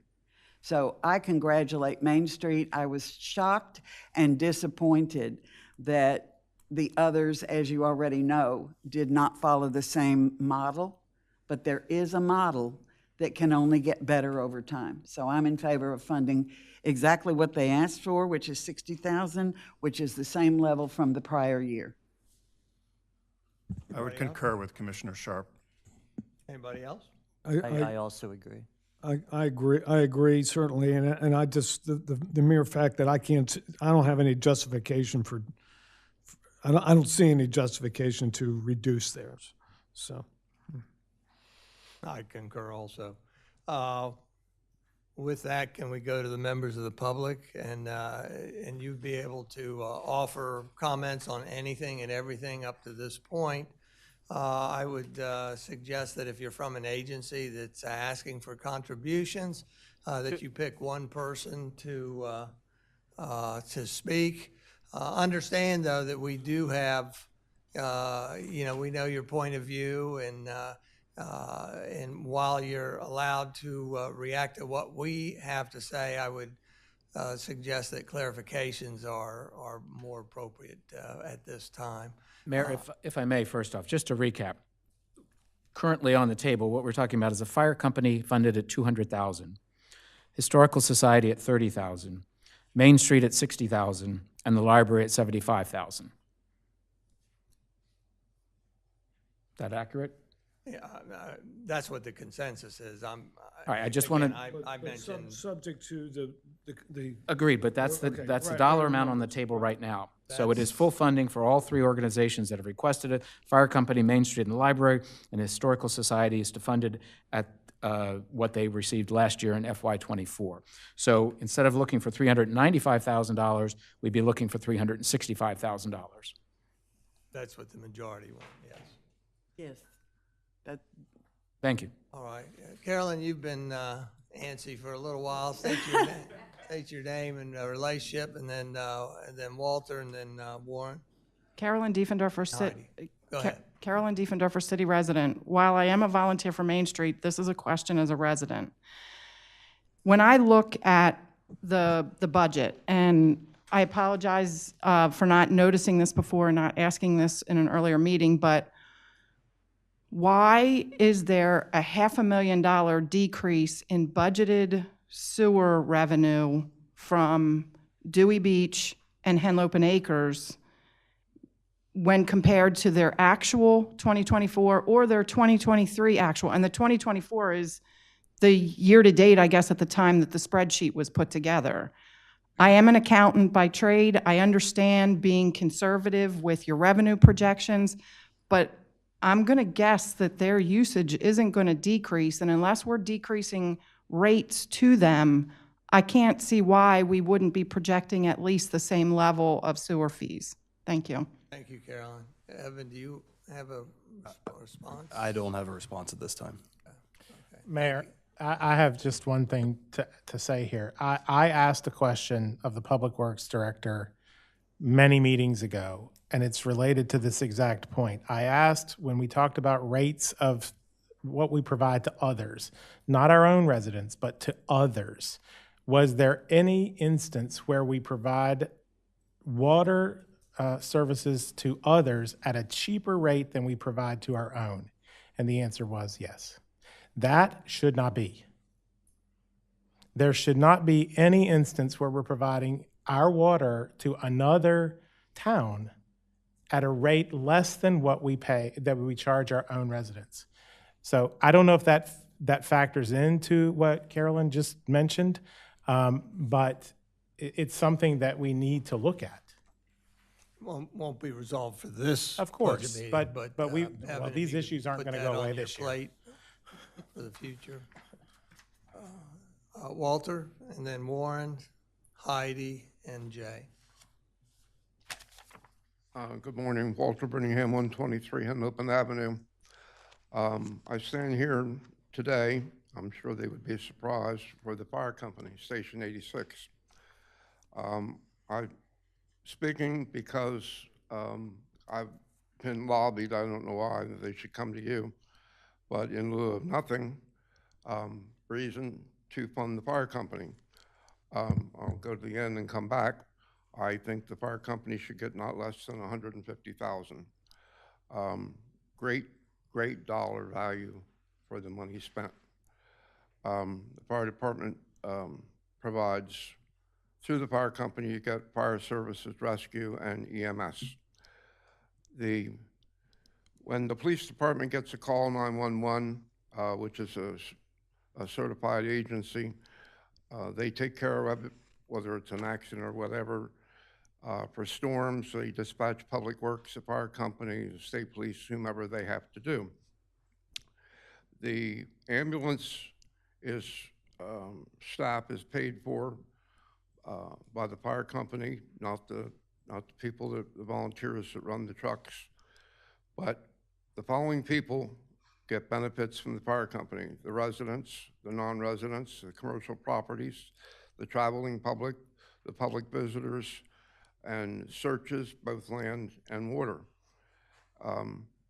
Lewis, Station 82, has 5 ambulances. Rehoboth has at least 3. And normally the ambulances get out, and if not, the other company comes to cover, but Rehoboth has a very good record. And in addition to that, Station 86 and all the fire services have the mutual aid advantage of all the fire service of the state of Delaware.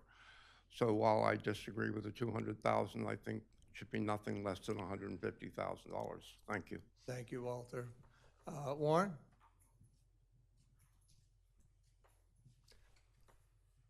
Just again, state your name in relationship to the city, if you will. Thank you. Warren Jones, Vice President, Railroad Beach Volunteer Fire Company. Been making notes on my card here. Patrick, to help you with that 127 legislation, it was held by the sponsor. We had a meeting in Legislative Hall Tuesday, and it is Just going speak to, into the mic a little closer. okay, how about now? Our problem is I'm short. I'm standing on my tiptoes. Let me bring this down a little bit. Okay. You mentioned House Bill 127. Correct. House Bill 127 was held by the sponsor last year because of the financial study. We had a meeting there Tuesday, and the bill is going to be released and voted on this year. So it's in the process. It wasn't stopped. It was just held by the sponsor. Why was I at the meeting? I work for the Delaware Volunteer Firefighters Association. I used to be their lobbyist, but I'm just a part-time administrative person now. So that's one thing I want to talk about. I'm not going to go through our presentation because I thought we did a decent job with the presentation, explaining why our expenses have ballooned, and that all has to do with staffing and healthcare. We had intentions on putting a third ambulance up during the season this year from May to September, but we can't afford to do that because of the deficit that we're in right now. We actually have 4. We have 2 up 24/7. We have a third one that we can staff if need be almost immediately, and the fourth one's in reserve. They're always, because of the miles they put on, they're always back and forth.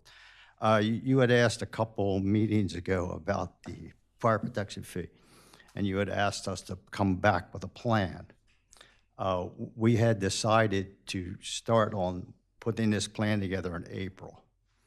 Because we are volunteers, it's not something that, and we have other jobs ourselves, it's going to take us a couple months to do this. So we're hoping to have that plan put together and an equitable plan put together May, June, or June time frame, if that fits what you were asking about. And we think we can do it 2 months. Because of my relationship with the fire service in the state of Delaware, I have a lot of knowledge about what's happening there and what's going on. I'll bring that up when we put the plan together. No sense of continuing that. We definitely would want to keep this year's donation at $200,000, and we explained that when we did our presentation last month. And that's all I have, sir. Right. Thank you, Warren. You're welcome. Heidi? I'm even shorter. So I'm Heidi Nastrom-Evans. I'm the director of the Rehoboth Beach Historical Society, and I thank you for reviewing our budget request, our grant application, and I just want to make you aware of the exceptional circumstances that were ongoing at the Historical Society and Museum when I was brought on as director part-time November 4th and full-time in January.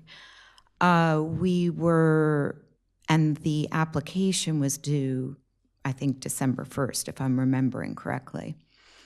So the Historical Society at that moment had been directorless since April of that year. When I stepped into the new role, I immediately understood what was expected and set to work to try to fix the problems. And I feel like at this point, we're really on top of the issues, such as strategic planning, that I wish we could have undertaken before December 1st. But when I heard that strategic planning was needed, I figured that rather than doing a self-study, what would be appreciated would be a formal strategic planning process. So I reached out to Dana, which is a Delaware Alliance for Nonprofit, and they are going to generously provide us with funding for a major year-long strategic plan study that involves surveying, people within the community who are stakeholders and working with the board to get our organization in a good place. In terms of moving towards greater self-sufficiency, we're already working on getting a second large fundraiser in place to balance out our fall beach ball for next April of 2025. I'm meeting next week with Horizon Philanthropic Services, for whom I previously worked, about getting a capital campaign started. Miraculously, the board has all come together after a very contentious first few months for me in the position of director, trying to work out an MOU with Paul Lovett to exhibit his diorama at the museum. We've all agreed that that's going to happen this summer between Memorial Day and Labor Day. So I think in a very, and we've just reopened to the public March 1st on weekends and starting to collect metrics.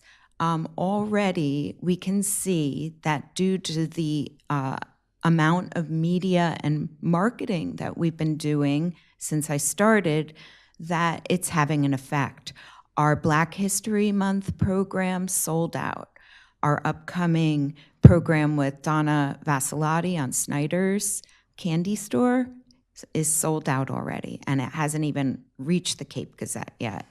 And our visitorship and contributions from the first 2 weeks of March, which is really the beginning point of the metrics that I'm able to collect, already shows that there are twice as many visitors and twice as many contributions.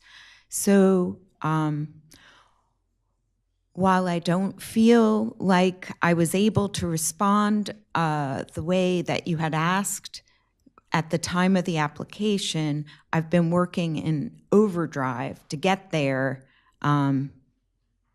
and hope that you will consider that.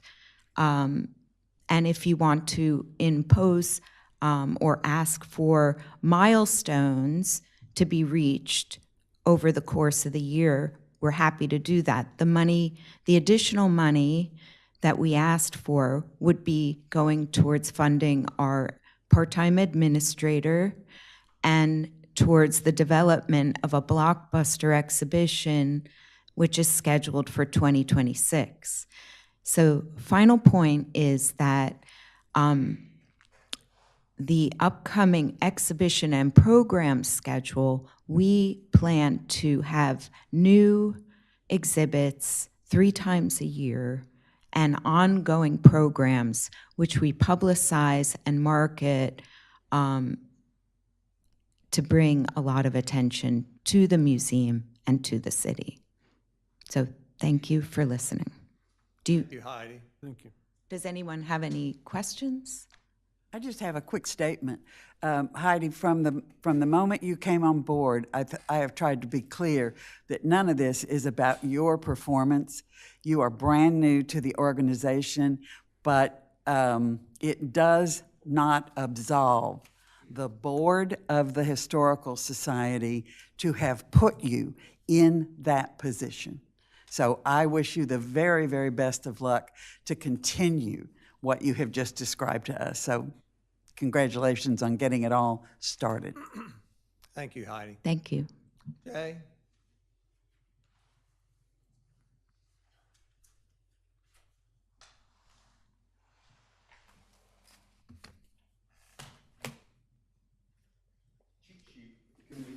My gosh, is there a PowerPoint?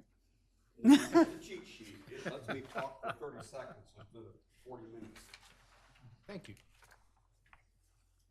And I didn't get this finished until about 6 o'clock this morning, so the file's on the way. Here it is. Thank you. Thank you, sir. All you need to do really is just look at that top. I have some copies, but if anybody's vulnerable enough to look at these. Get one day.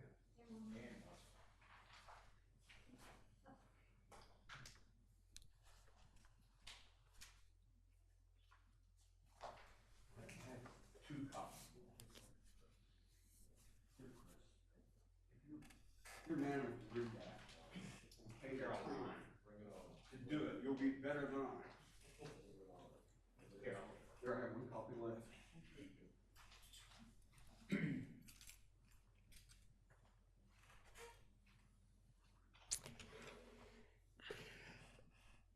I'm just going to say a word or two about the first page. Who are you? Huh? I'm Jay LaGreen, and I still live in Prospect Street. And my house, which is worth about $4 million, only lets me live in Delaware. If I was living in New Jersey or Illinois or Texas or Pennsylvania, I couldn't afford to live there. Thank you for low taxes in Delaware. On top, you'll see those two tables, contributions we make. One's for FY14, that's on the top left, and the other one's for FY25, which are the requests that are coming in. Who said? Oh, sure, Carolyn. Oh, I have to steal back somebody's. Take here. Take. Let me steal Bunky's.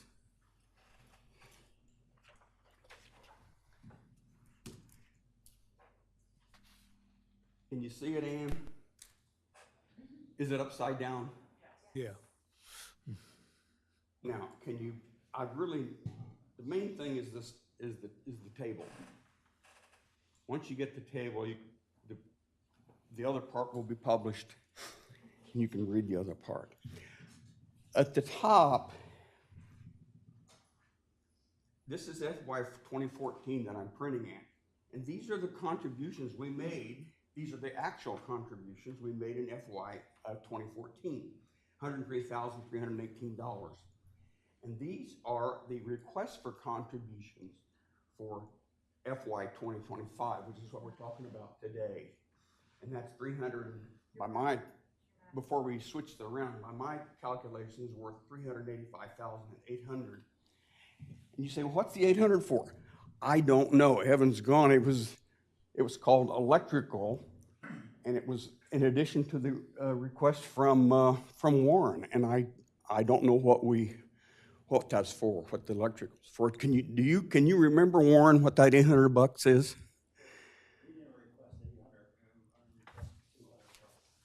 We must have added it then because it's on the budget. Anyway, we've gone from giving money for our services. If you look at the top, almost all of these are services. I don't know what the $94.89 we gave to Main Street for the Central Business District. I've been unable to find what that was for. Oh, hell, I cannot remember what the $94.89 was for, but the other one, the $38,000 that we gave to Main Street, was for rent. And I guess that was rent because we own that building, we own those properties, and we were renting it out, and that was the service, the amount that we decided was for rent. The RB Museum, I think that amount was probably for water and sewer. The fire company, the $30,701 that we gave the fire company, I have no idea what that was for, but it was not in the same category with contributions. It was in the category of safety expenses. So I'm just looking, and I don't know what that was for. The library utilities was water and sewer. I don't think we don't provide electricity. You pay the electric bills, right? But we provide water and wastewater services, I think. Okay, and I think we also are under obligation to do maintenance on the ice house. So we have expenses that are incurred.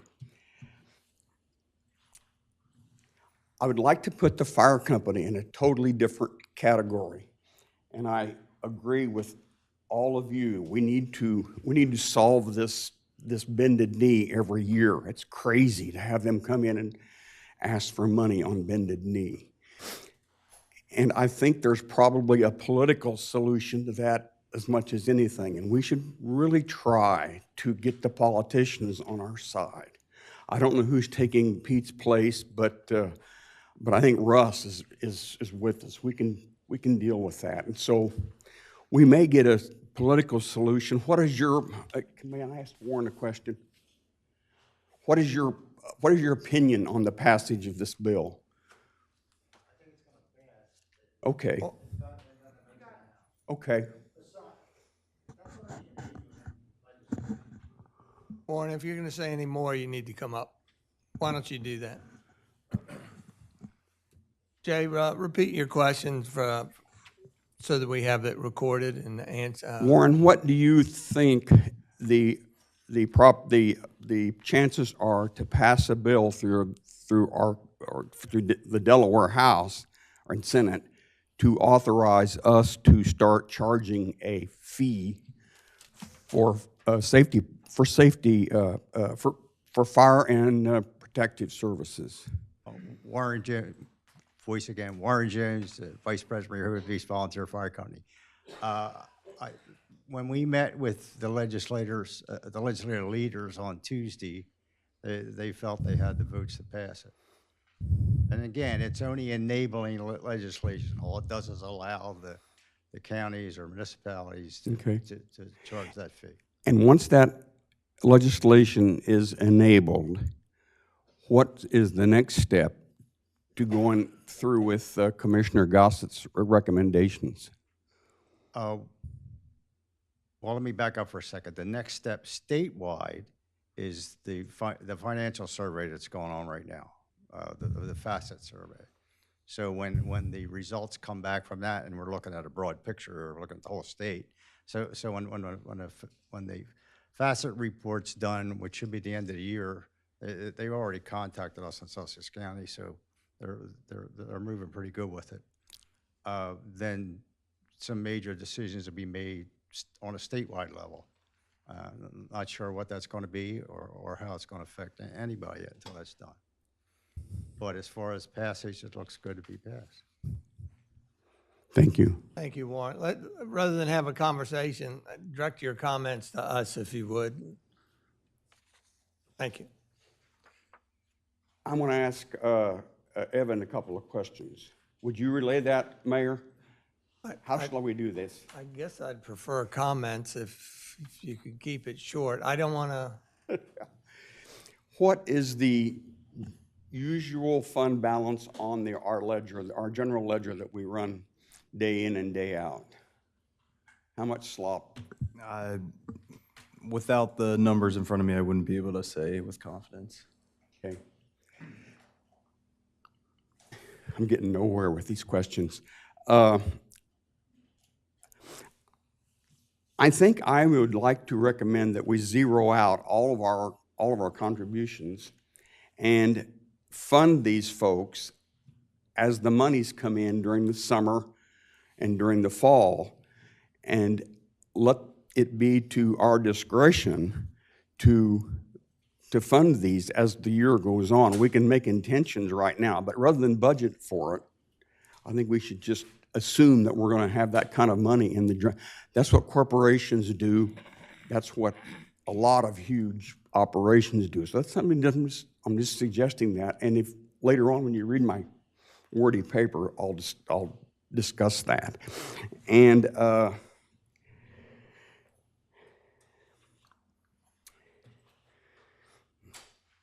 okay.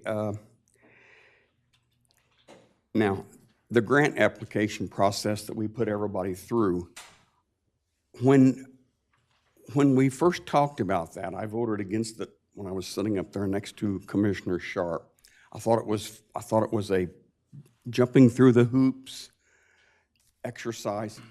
Now I realize that it's worth a lot more than I first thought. I don't think anybody has read the financial position statement of the fire company, or even understands it. It's a multi-million-dollar outfit, and the financial report is very complicated. However, it's good to have it, just to have ideas, and I didn't realize that when we first voted on it.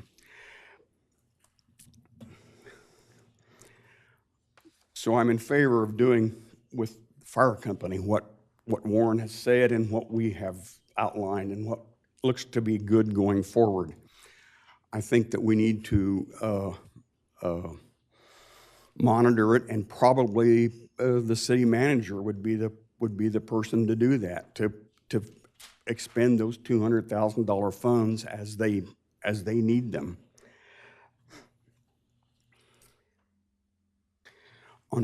On Main Street, that is a success story that I just can't say enough about Dan and about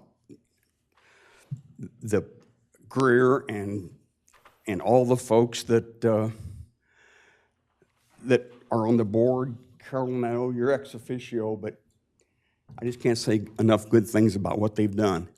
They have a strategic plan, which is phenomenal. They have funding mechanisms, which are phenomenal. They tell us that they're going to have an 8% decrease every year. I really believe that. I think the city manager should expend that money that they require, they request, they act with the idea, as Commissioner Sharp brought up, that we talk about the 8% per year decrease and get them independent of having to come in and ask for money every year.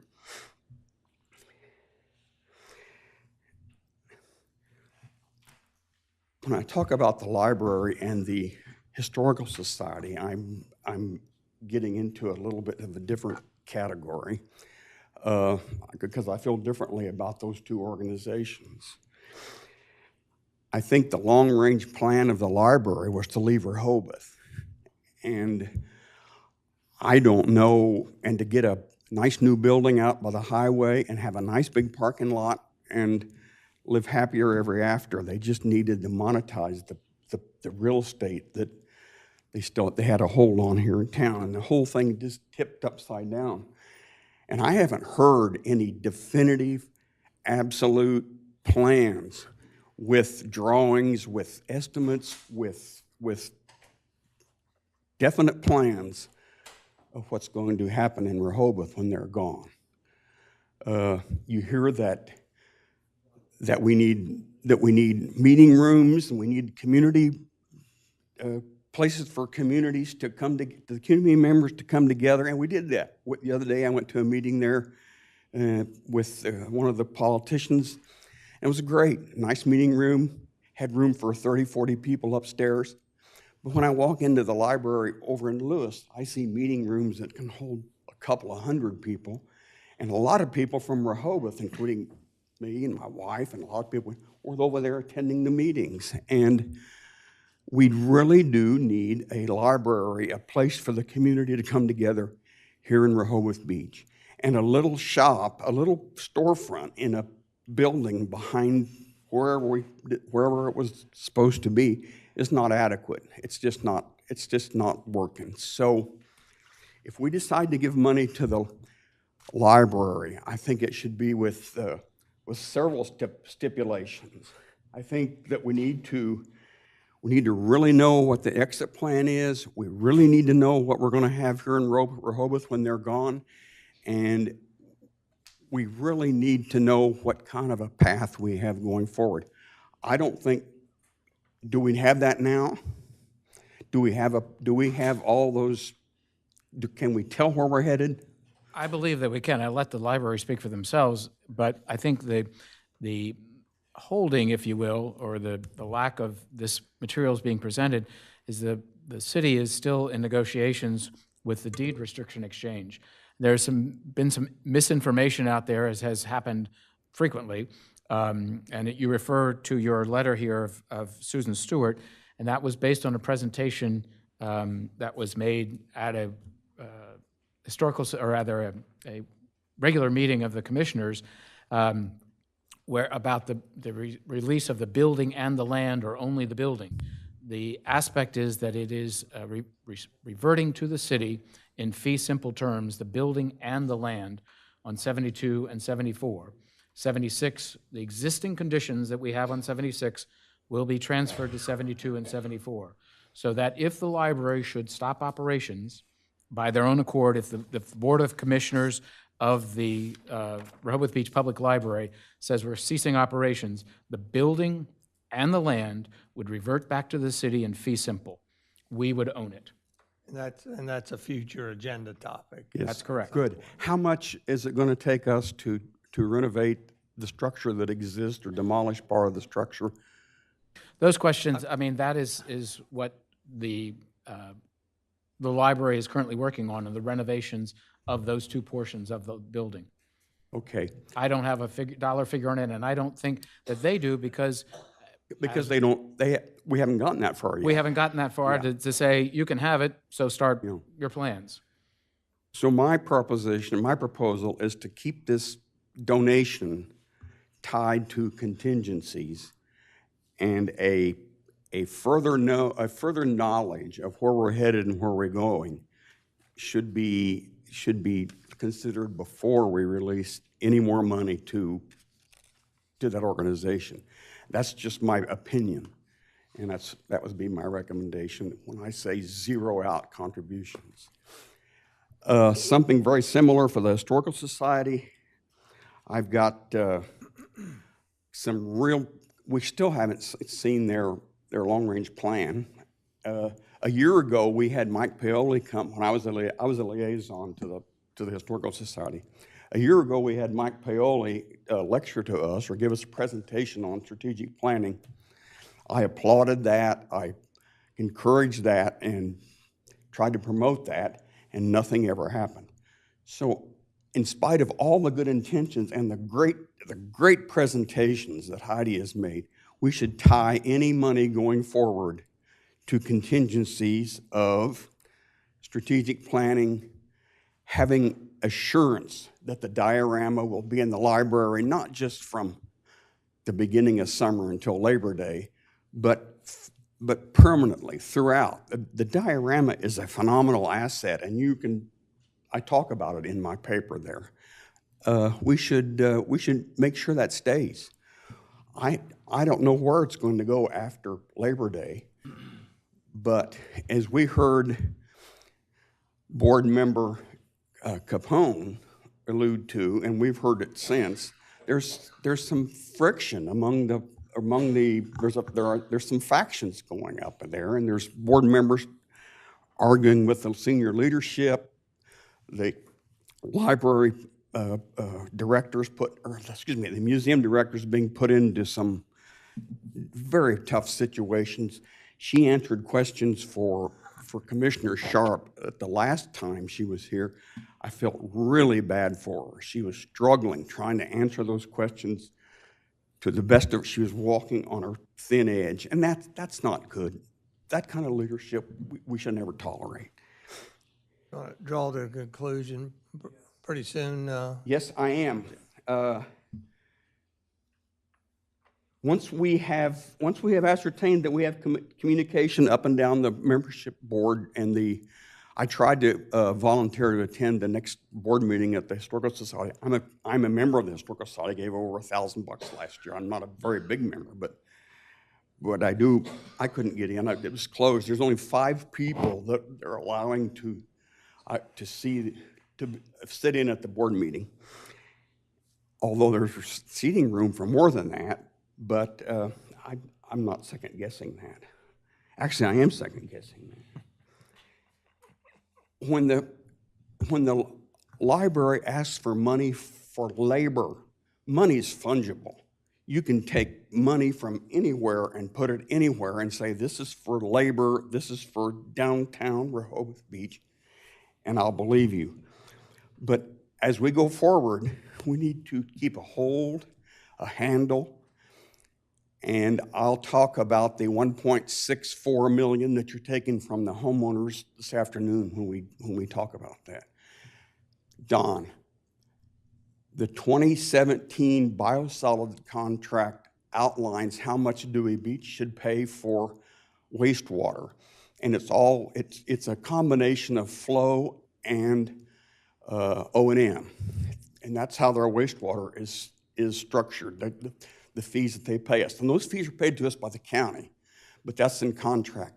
We sell water to Dewey in bulk. So Bert calls them up and they want like 600 million gallon or whatever it is that they use for the next 6 months. They agree on a price, and the county pays us for Dewey Beach's water. The other water that we get from people downtown are prescribed by ordinance, 1 and 1.5 times what we pay. So probably nobody's overpaying, although it's hard to see it come out on the books. Thank you, Thank you, Mayor. This afternoon, I'm going to read to you an excerpt from the minutes of, I think it's October of 2010, and I'm looking forward to it. I hope it's quick. Back when you were a commissioner. Thank you, Jay. Anybody else? Kay? Anybody has questions? I know that library folks do. We're not getting into a conversation. Kay, you're next, please. Kay Wheatley in representation of the Rehoboth Beach Public Library, and I just wanted to make a couple of clarifications. First of all, Mr. Legree, part of your information is totally incorrect. We have never planned, and we do not plan. We have guaranteed that we will stay downtown at the current location. We are waiting to start the renovations and to get the cost and the design done once we have received a copy of a future agreement with the town for the swapping of the land. And the money right now, any money that we receive from the town, along with revenues that we receive from the state, the county, fundraising, and the community, grants, and any other way we can find it, a few fees. We don't charge for hardly any services because we try to offer everything for free. But any of that money that we receive from you guys, from the city of Rehoboth, is dedicated to a downtown location right now, and for the next couple of years, there's no place else to spend it. So we can definitely guarantee that it's spent downtown. We earmark it for salaries, and we continue to guarantee that that's how the money will be spent. And in the future, I'm trying to keep it short, but cover a lot. In the future, we're happy to answer any further questions. I do apologize for the strategic plan. While it was done, the attachment was missed, and it was not submitted December 1st, but as soon as we found out the attachment was missed, we submitted it that afternoon because we already had the strategic plan. We've operated with the strategic plan for a number of years and continue to do so. The renovations will start downtown once we have the agreement, then the design will be done, an estimate will be done, and we will be making an investment. I'm kind of guessing of $5 to $6 million to the downtown location, preserving 1/3 of the building to help supplement, not pay for, but help supplement the revenue needed to operate the downtown location. Any other questions? Thank you, Kay. Anybody else? Heidi?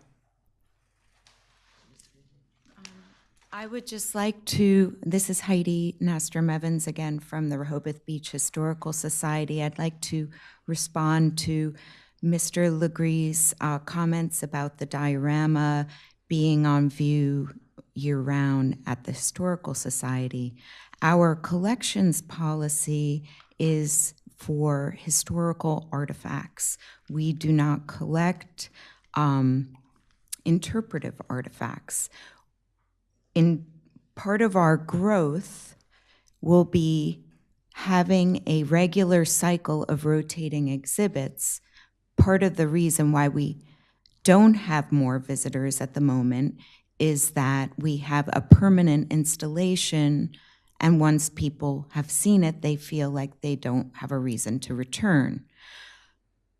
In negotiating an MOU with Mr. Lovett, which we have successfully done, for the exhibit of the diorama between Memorial Day and Labor Day, we gave him the slot during the summer months, which is our peak season, which he and the committee on our board had requested. I thought a better plan would have been to offer an annual slot between Sea Witch and the Christmas parade because dioramas are often very popular around the holidays. The committee and Mr. Levitt did not want that. So the Memorial Day to Labor Day period of exhibit was a concession to make the Levitt Committee, which is part of our board, and Mr. Levitt happy. Just so you know the details. Thank you. Thank you, Heidi. With that, anybody else from the public like to say anything? Thank you very much. We come back to the commissioners to continue discussion, but first I want to articulate the afternoon session at 2 o'clock. Remember, we do have the opportunity, if the city manager suggested, to put off a vote until a future special meeting that needs to be conducted prior to April 1st.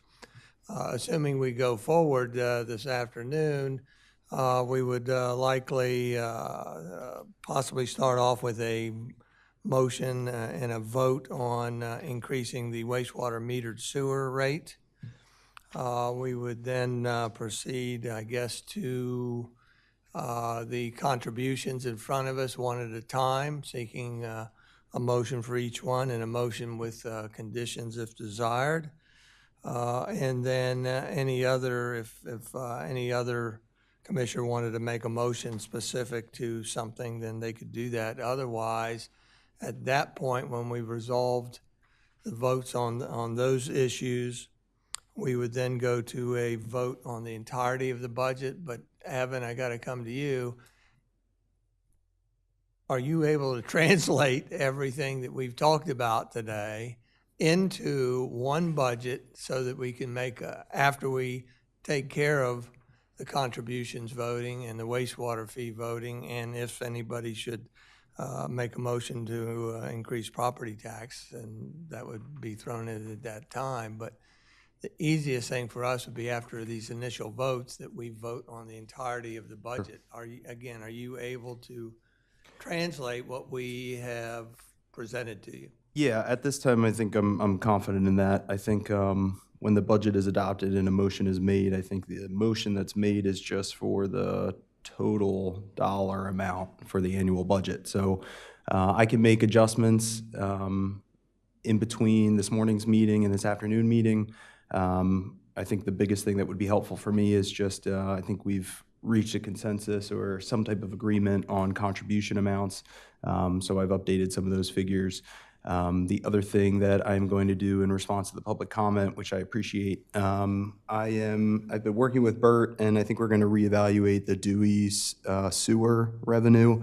I think there's an opportunity there to increase that revenue, so that obviously positively impacts the budget. So I'm confident in plugging in some of these numbers that we'll be able to, I'll have something for you to vote on this afternoon. You're not going to resolve the Dewey rate structure before we adopt the budget? The rate structure, no, but the revenue, the budgeted revenue will be adjusted. I think it's a typo, to be honest. So Bert and I have gone back and forth a little bit. So going back to actually our February budget meeting, the year-to-date revenue that we had in the budget was 1.2 million, almost 1.3 million. So we were conservatively budgeting the 1.5 million. Since then, we did receive another payment. So in talking with Bert, we're comfortable going up another 300,000. So if we make the adjustment to the Dewey Beach sewer revenue, we make the adjustments to the contributions. There were a few other expense reductions that I'd mentioned in the last meeting that I caught were not made. That was about $20,000. So I'm showing right now a deficit with the increase in the wastewater sewer. Again, the changes that we made to parking, no property tax, 719,000 for a deficit. So long-winded explanation of yes, so I'll have numbers for the commissioners to vote on this afternoon. Dewey sewer will go to 1.8? That's correct. Okay. And question, though, on the cover sheet that you prepared, the question, and I don't know if it was addressed, I didn't hear the answer, I'm sorry, but the fund the entire 27% health insurance for employees. Is that included in this? That is not. Okay. I wasn't comfortable including it, but I did want to include it as an option should the commissioners wish. So that's an unanswered question at this point. That's correct. And could you describe the pros and cons of doing that for us? Sure. So I think, in conversations with Gene, our concern is, knowing that there's now projected 27% increase in health insurance costs. We have done the classification and compensation studies, so the employees are receiving an increase in terms of salary, but they're also receiving a significant increase in terms of health insurance costs. So one of the proposals that we presented at, I think it was the last meeting, if not the meeting before, was just for the city to assume the full 27% increase for this year only. That expense, again, is projected at $42,000. So that is an option should the commissioners wish to at least help cover that significant increase for this year only. So I hear you say, I get my paycheck and I get an increase, but in that same paycheck, I get more taken out of it for health coverage. Yes, correct. So it kind of is a wash in some regards. Yeah. Evan, I very much do not like doing these one-off, sort of us cover that amount, because then next year, what do we do? It's like we've got this amount that we've set an expectation.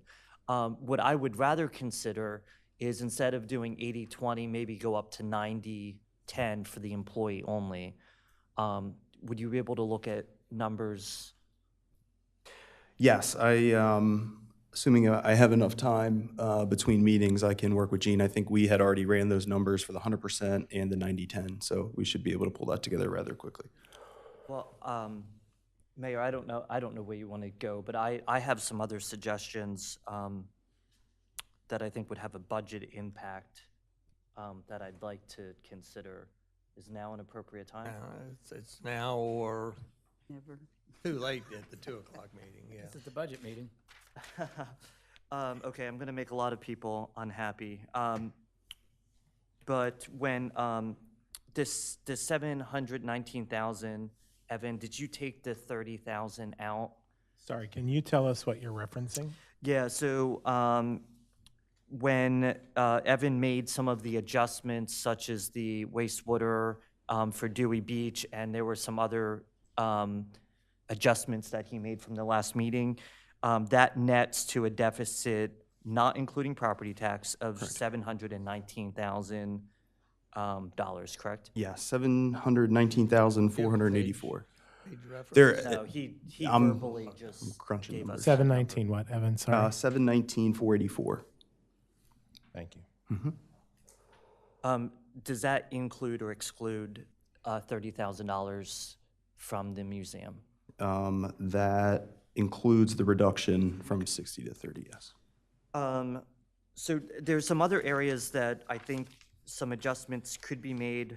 One, I think the building permits and appeals number is low. Even with the increase in parking revenue, the budget amounts are still pretty low, even less than what our actuals were this year. Also, our interest on investments is incredibly low. I think we did about 1.2 million in the past 12 months. And although Treasury bond rates have come down a little bit, we're only budgeting 500,000, 504. And then sale of property, every year we do pretty well with the auction. I think this past year we did just about 200,000, and we're only budgeting 45. So I think that's another area that could be increased.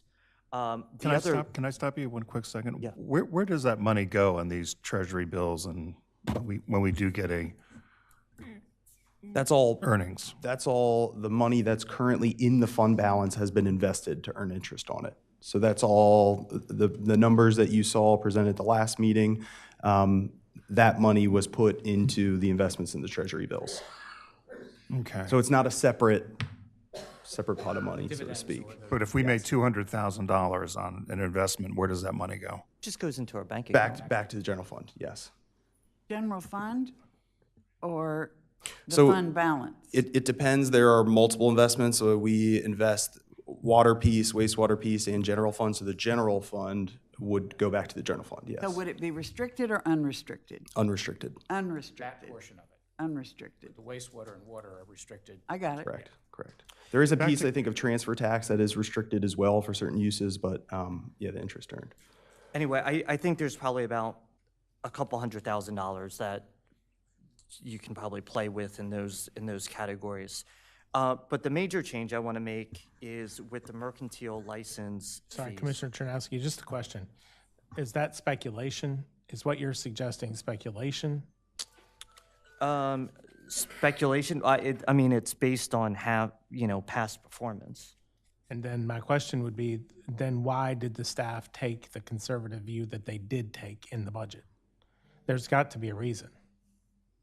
Yeah, that I can't answer. Because we always do. That's the answer. I mean, let's just get serious here. But that's one of my big questions That's that it. Commissioner Shinowski brought up earlier. If in fact we have two major projects in town and we're anticipating millions of dollars for permitting, why aren't we at least splitting it by half and saying it's $1 million rather than 500? And that would take care of all of this discussion. What, are we going to make, I mean, right? earning any of that during this fiscal year? I mean, Will that be on line? if these projects do not get done in the next fiscal year, we have We have a lot of problems. we have other problems. And the Planning Commission being obstructionist is just not even a tenth of it. Commissioner Market asked a question that's relevant. Will that money be online in this budget year? We'd be rolling the dice, and I think that's what the city manager said. But I think if we're looking for sources of revenue, I agree with Commissioner Shinowski. If these projects are held up any longer, then we have some other issues to deal with. But I'm willing to take the risk in terms of at least increasing some of these permitting fees. Well, and if we do our jobs in April, when we start to look at all of the fees and whether or not they're all equitable, it should result in some additional revenue. So I keep grappling with a straightforward answer to how bad is this problem? And to me, it is a moving target. You talk to Bert, we find 300,000. You do this, Edward thinks maybe there's 200,000 here, 300,000 there. By the time you get finished with that, that's real money. I've heard that somewhere before. But we've always been conservative. We generally always have a surplus, and that's why we have $25 million sitting in the bank. Because we have been conservative in our projections, and we do have a surplus every year. And it's not necessarily a bad thing, but I think right now we need to be more realistic than we do conservative. And that's where I started over 2 hours ago. So, and a lot of it is subjective, and we're rolling the dice or guessing a little bit. But I have $138,000 that could be real. So I would like to increase the mercantile license fees, and it varies based on the previous amount. So most of the contractor and entertainment licenses are, and also the professional services are at $325. I'd like to change all of those to $400, which is a 23% increase. There's a couple fees that are $95, which is, I think, grass cutting and pet services. I would move that to $120, which is a 26.31% increase. The rental and pool licenses are $50. I would do a 20% increase to $60. Banking and ATM is $525. I would move that to $645, which is a 23% increase. Restaurant with alcohol is $650. I would change that to $750, which is a 15.38% increase. And then there was one that was $110. Oh, right. And then real estate agents currently pay $110. I would move them to be in line with the other general business license fees, that are currently 325, but I would move those to 400. All of this, keep in mind, each one of these licenses get a parking permit that is now worth $325 each. So I think in total, the total increase in revenue with these changes would be $138,000. And I would recommend we make this change. Well, respectfully, Commissioner, I agree with you that it all needs to be, we need to look at, and as Commissioner Sharp has been a proponent for, we are anticipating in, I think, the April meeting, taking a look holistically of all the things. And I think that's, for me, that's the time when it's appropriate to start looking at all these things. And certainly it could bring more money to the budget, even in this budget year. But to me, there needs to be more discussion and awareness of our constituency, as well as ourselves, not being presented on the day of the vote. So, Yeah, I mean, I understand, but here we are needing money, and I'm trying to find money. And I think it would be prudent to at least budget for these increases at a minimum, if it's not more, when we holistically look at it. well, I think before we ask Evan to do any more work, there needs to be a consensus of whether he's to Go back to write all those down and put them in this Well, budget. let's go back to the initial question of the health insurance increase for employees. Is there consensus up here to go to the 90-10 for everybody? Yes. I know Commissioner Chernowski had a concern with that, and that's what spawned the discussion of finding the 138 in fees. Is that right? No, I'm in favor of changing it. I don't know if it's 85 or 90, but some increase that helps offset the increase in premiums for sure. Right. It's hard to say without knowing what that number is. But to go back to, I think, the biggest question that we need to answer today is, are we going to increase property taxes or use money from our reserves? And I, like the mayor, and I think Bunkie, feel very strongly that we need to have a balanced operating budget, and I am not in favor of taking anything from the reserves. So that means you are in favor of a property tax I absolutely am. increase? And it doesn't need to be 850,000.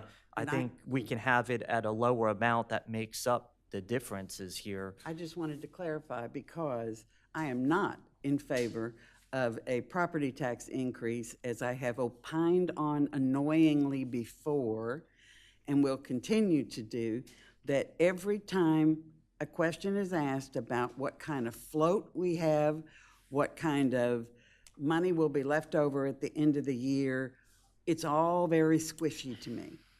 So I object strongly to placing an additional burden on our taxpayers when, in the context of, we've got a wastewater increase coming, we have a county assessment that's in the works, we've got stormwater fees that are in the works coming up in years to come, we may have a fire protection and ambulance fee, and I'll stop there, because I'm putting the whole thing in context, and I want to give credit to Commissioner Bennett. The last time we met, that he was doing the math as we were talking about trying to put it in context of what this really serves up to our taxpayers.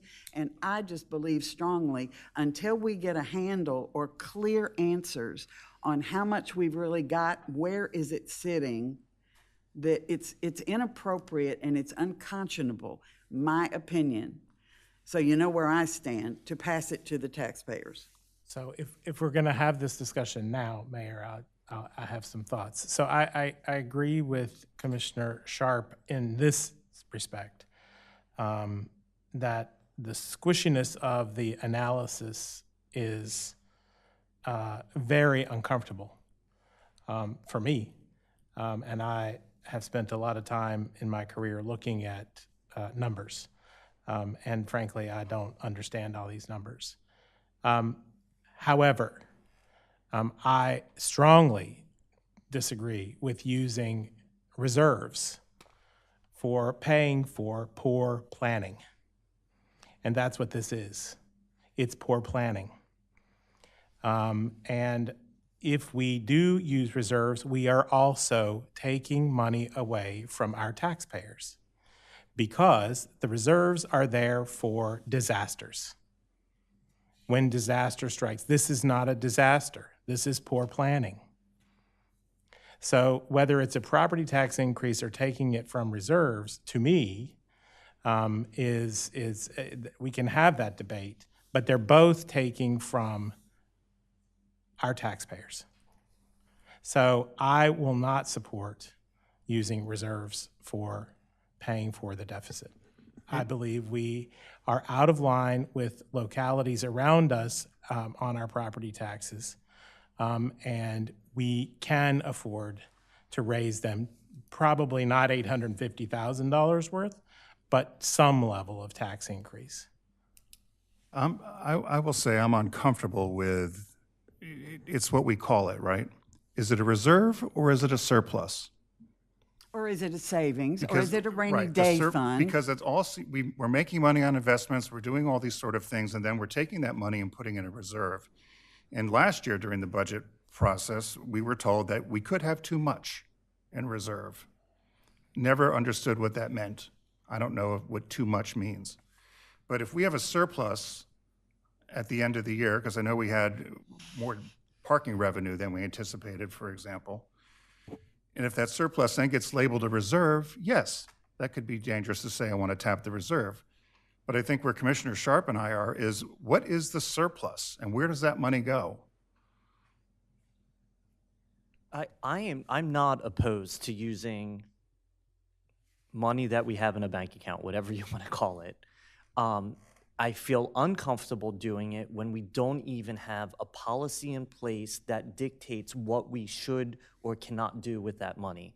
It was just introduced at the last meeting publicly, and in my mind, we shouldn't be tapping into that money to fill a budget shortfall.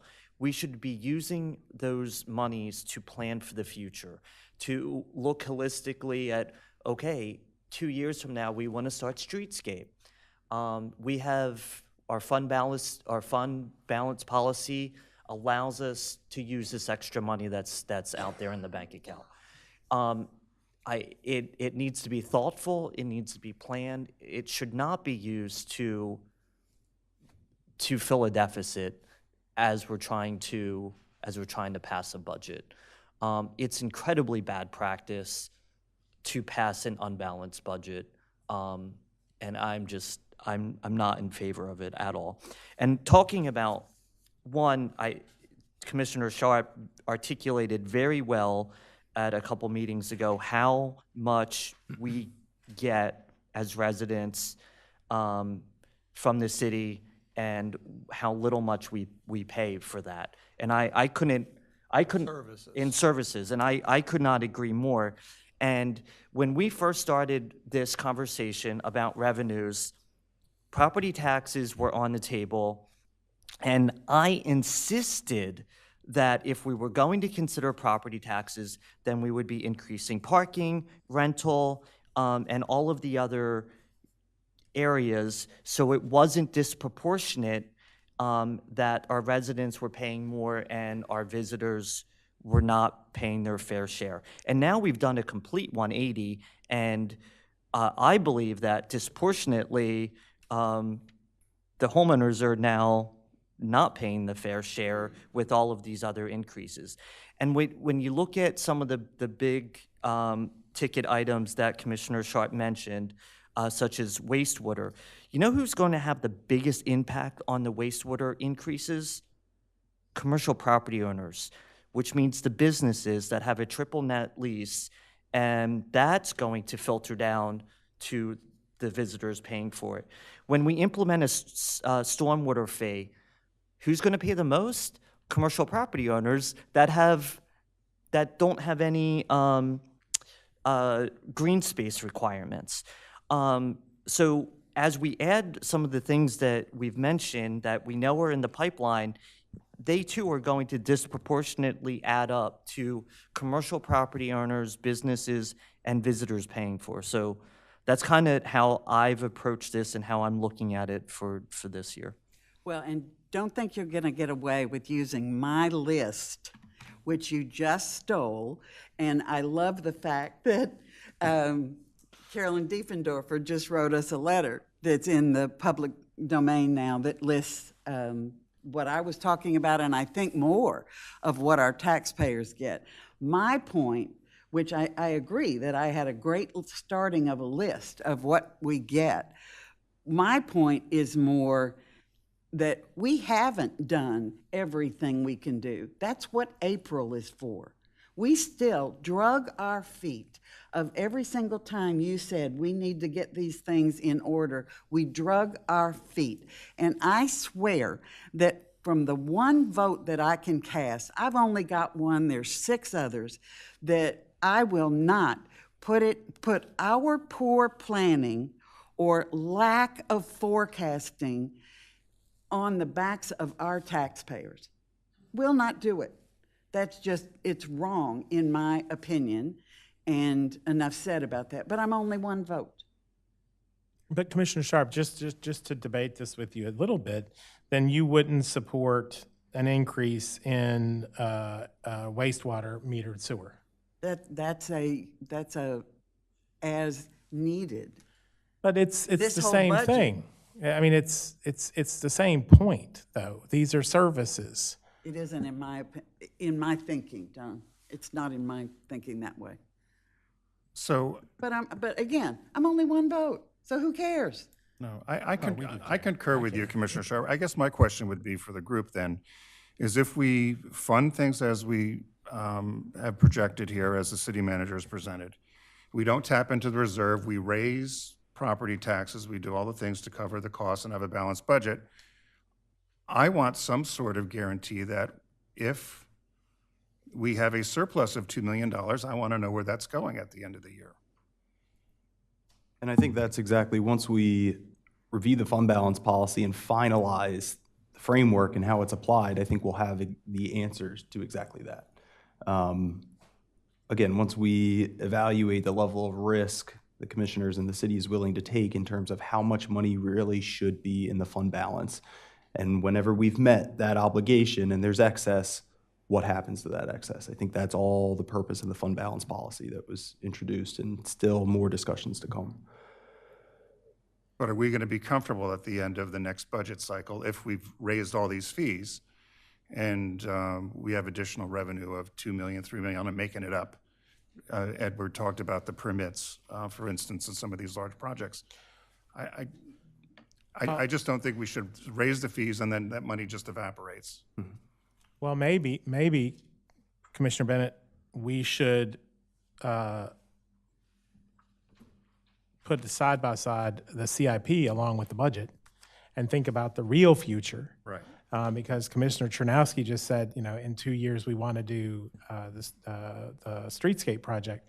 In my mind, that's never happening, according to the budget we have in front of us. It's never happening. Because, and if you look at the out years, this budget gets worse, and we're not dealing with that. So I hope it happens. I'm not saying that I don't hope it happens. I do hope it happens. But in reality, no, we're looking there's for no way. 30,000 here, 40,000 there, and these are multi-million dollar projects. Yeah, right. exactly. So I hope that, if we have a $2 million surplus, that we are thinking about it in the context of the future and investing in the CIP the way that it's been developed. And I use that as an example. I mean, we've got a lot of projects that are on the horizon that, our CIP is increasing to 13 million I next year and then understand. 18 million the following year. This is challenging this year. It's only going to get worse. Right. So So where do we go from here? So for me, I think we've agreed to fund everything as is. There's one question on, do we increase the city portion of health insurance beyond 80% for an individual. I think we need to see those numbers. And then I think the question is, we need to decide whether the instruction to Evan to come back this afternoon is we're increasing property taxes by whatever the deficit still is, or we're tapping into reserves. I think that is the only unanswered question at this point. Evan, one last question from me, and then I'm done with this. If the question was posed to Bert, because I tried to lead with this question, and I don't feel I got a satisfactory answer, and I don't mean to put you on the spot, but maybe you don't actually have the answer. How much, I don't know really which word to try to use, how much wiggle room, slush, whatever, do we actually have that could be utilized in a different way than we have previously done? Maybe we don't know that yet, but to me, we should know some kind of trend to answer that question. Yeah. So to try and answer your question, I mean, I think what we know is what we presented at the last meeting, and that was trying to put real numbers to the policy. But again, as I'd mentioned, expenses and capital improvement projects and debt service will always be changing. So it is a policy that will change every single year. There may be some years like, the policy that was previously presented showed in excess of 1.2 million. That's assuming that we are satisfied with the framework we've laid out for a minimum fund balance. Now, what we have not done is forecasted what next fiscal year expenses, CIP, debt service, what that looks like. So we may find that we are underfunded, and now we need to have a line item in the budget to contribute to the fund balance because it's underfunded. So that's why I think the policy discussion is very important, because once the policy is ultimately adopted, there will be a requirement that that policy and the obligations of the policy is met, and that could very well include years where we have large CIP projects, large expenditures, large amounts of debt service, a line item in the budget which will be an expense to go towards the fund balance. And what we might find is that some of the excess that we have in the fund balance every year when the books are closed and we get with the auditors is that what we have in excess needs to go to the fund balance because of the increase in the expenses required under the policy. So that's why I think the policy and adopting a policy is a very important step to take before we make any determination on what are we comfortable with and how are we going to use that money. And just what I hear is that once again, we've been talking about fund balance for some time and never really landing the plane, that once again, this process might feel better to some of us, but right now, it's back-asswards. It's back-asswards. If we had done this 2 months ago, 3 months ago for fund balance, we would already have those answers. Am I correct about that? Yeah, no, Okay. You're absolutely correct. I mean, I'm good. I'm good. We don't need to debate it any longer. I just want to add a comment here because it's relevant to what you just said. My comment about poor planning, I want to be clear that it is not a comment to the city manager or the staff. You have done an incredible job of responding to our chaotic requests. Honestly, you have. And from this commissioner's seat, I thank you. It's us that I'm talking about. So, well, just to be clear. And we certainly have an obligation to you all to provide you with the information to make these tough decisions and to help you in the decision-making process. And I think, this really echoes my sentiments about this budget. I think this has been one of the most transparent budget years that we have ever had, at least since I have worked for the city of Rehoboth Beach.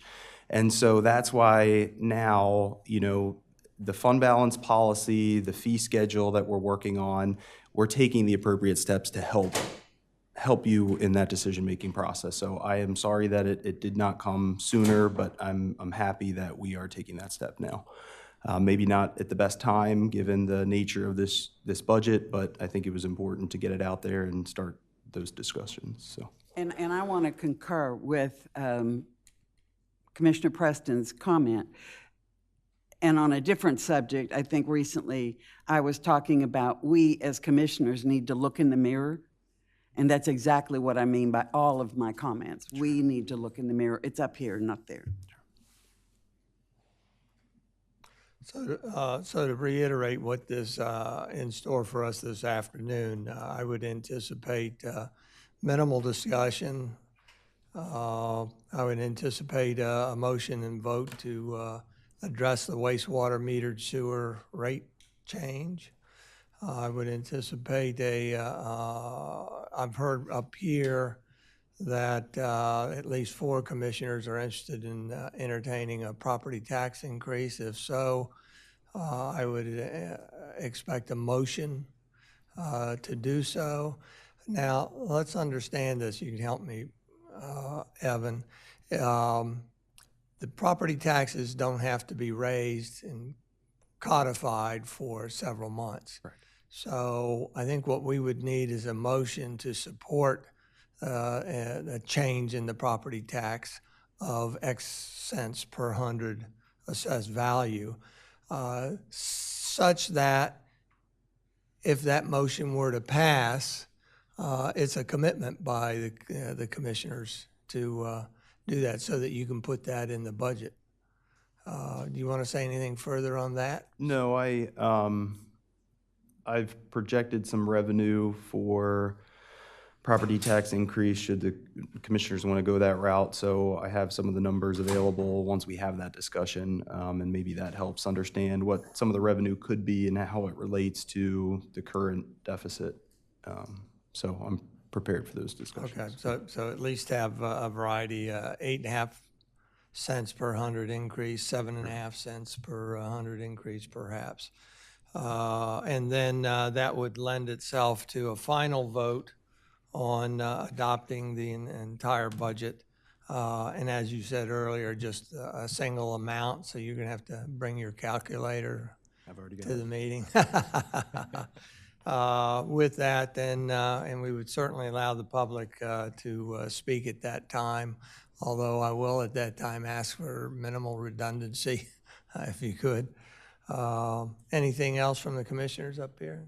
Can I again have clarification on where we landed with the contributions of the 4 groups? And Mayor, is that going to be, I think you mentioned before, the contribution vote is going to be individual contributions this afternoon? Yeah, I skipped over that. So the Okay. the wastewater potential property increase, the contributions one at a time. Commissioner Sharp or Bennett, to answer your question, I believe the consensus, not for me, but the consensus was 200,000 for the fire company. Patrick, help me out on all the 30,000 for Historical Society, 60,000 Main Street, and 75 for Library. Okay, too fast. Oh, Fire Company, 200,000. Got it. Historical Society, 30,000. Main Street, 60,000. And the library, 75,000. The fire company, the Main Street, and library are being funded at their requested amounts. The Historical Society is being funded at $30,000, which their request was $60,000. And I'm the one that's hesitant on that one, but anyhow, that's likely what the direction. But also these, again, I believe there's consensus here, but we didn't get to the details of actual issues or conditions placed on the issuance of this money and a timing and what have you. I don't know whether that's something to work out up here, which I would think it would be, or with the city manager, but I think we need to come to a point of discussion or a path forward on this. I had suggested certain conditions. Some met with acceptance, some didn't, but it's a starting place. Yeah, no, I would expect maybe you to make those motions so that you could include the conditions. If you don't make the motion, then I think you would amend it with your conditions. Mayor, I'm not sure I understood. So your hesitancy with the historical, you were supportive of the 60, what they asked for? Yeah. Okay. Anything else up here? Can I just ask? Again, we want to walk away from the 2 o'clock meeting with this resolve done. Pertaining to the policy for the fund balance policy or whatever we're calling that, I'm just trying to figure out, like, if we get to that point and we institute that, at the end of the fiscal year, we usually do like a wrap up, do we not? We usually have a discussion about that. At that time, would it be appropriate to analyze how the fund balance was affected or whatever, and we could make decisions about it at that time? I'm just trying to figure out how this would move forward. I will have to confer with Bert on his recommendation, but I think an appropriate time would be after the audit After the audit has been approved. Really? And how many months after? Where are we when that happens? I know it's a few months after the end of the fiscal year. September, August or September. Okay. Okay, So that would the be, again, end of the calendar. prior fiscal year, but Okay, so then I I mean, think we'd have a little more confidence in, All you know, right. the implications on the policy. So, Right. in the fund So, balance. I mean, obviously, it allows you to hang your hat on what the numbers are and everything, but I mean, that would be sort of like the pre-budget Yes.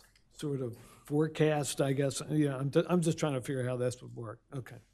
So in my mind, just to clear it up here, Evan, you're going to come back to us with a figure revision to reflect the revenue increase in Dewey Beach, wastewater? Yep. A 90-10 split on health benefits for all employees, not family, but just employees. Yes. And a total contribution of 266, 250, as I just described. Yes. Okay. And any other aspects? There were two others, which I had mentioned at the previous meeting, which I actually did not update for this meeting, but I have made those adjustments. Again, the beach patrol donation expense, we had $20,000 in there.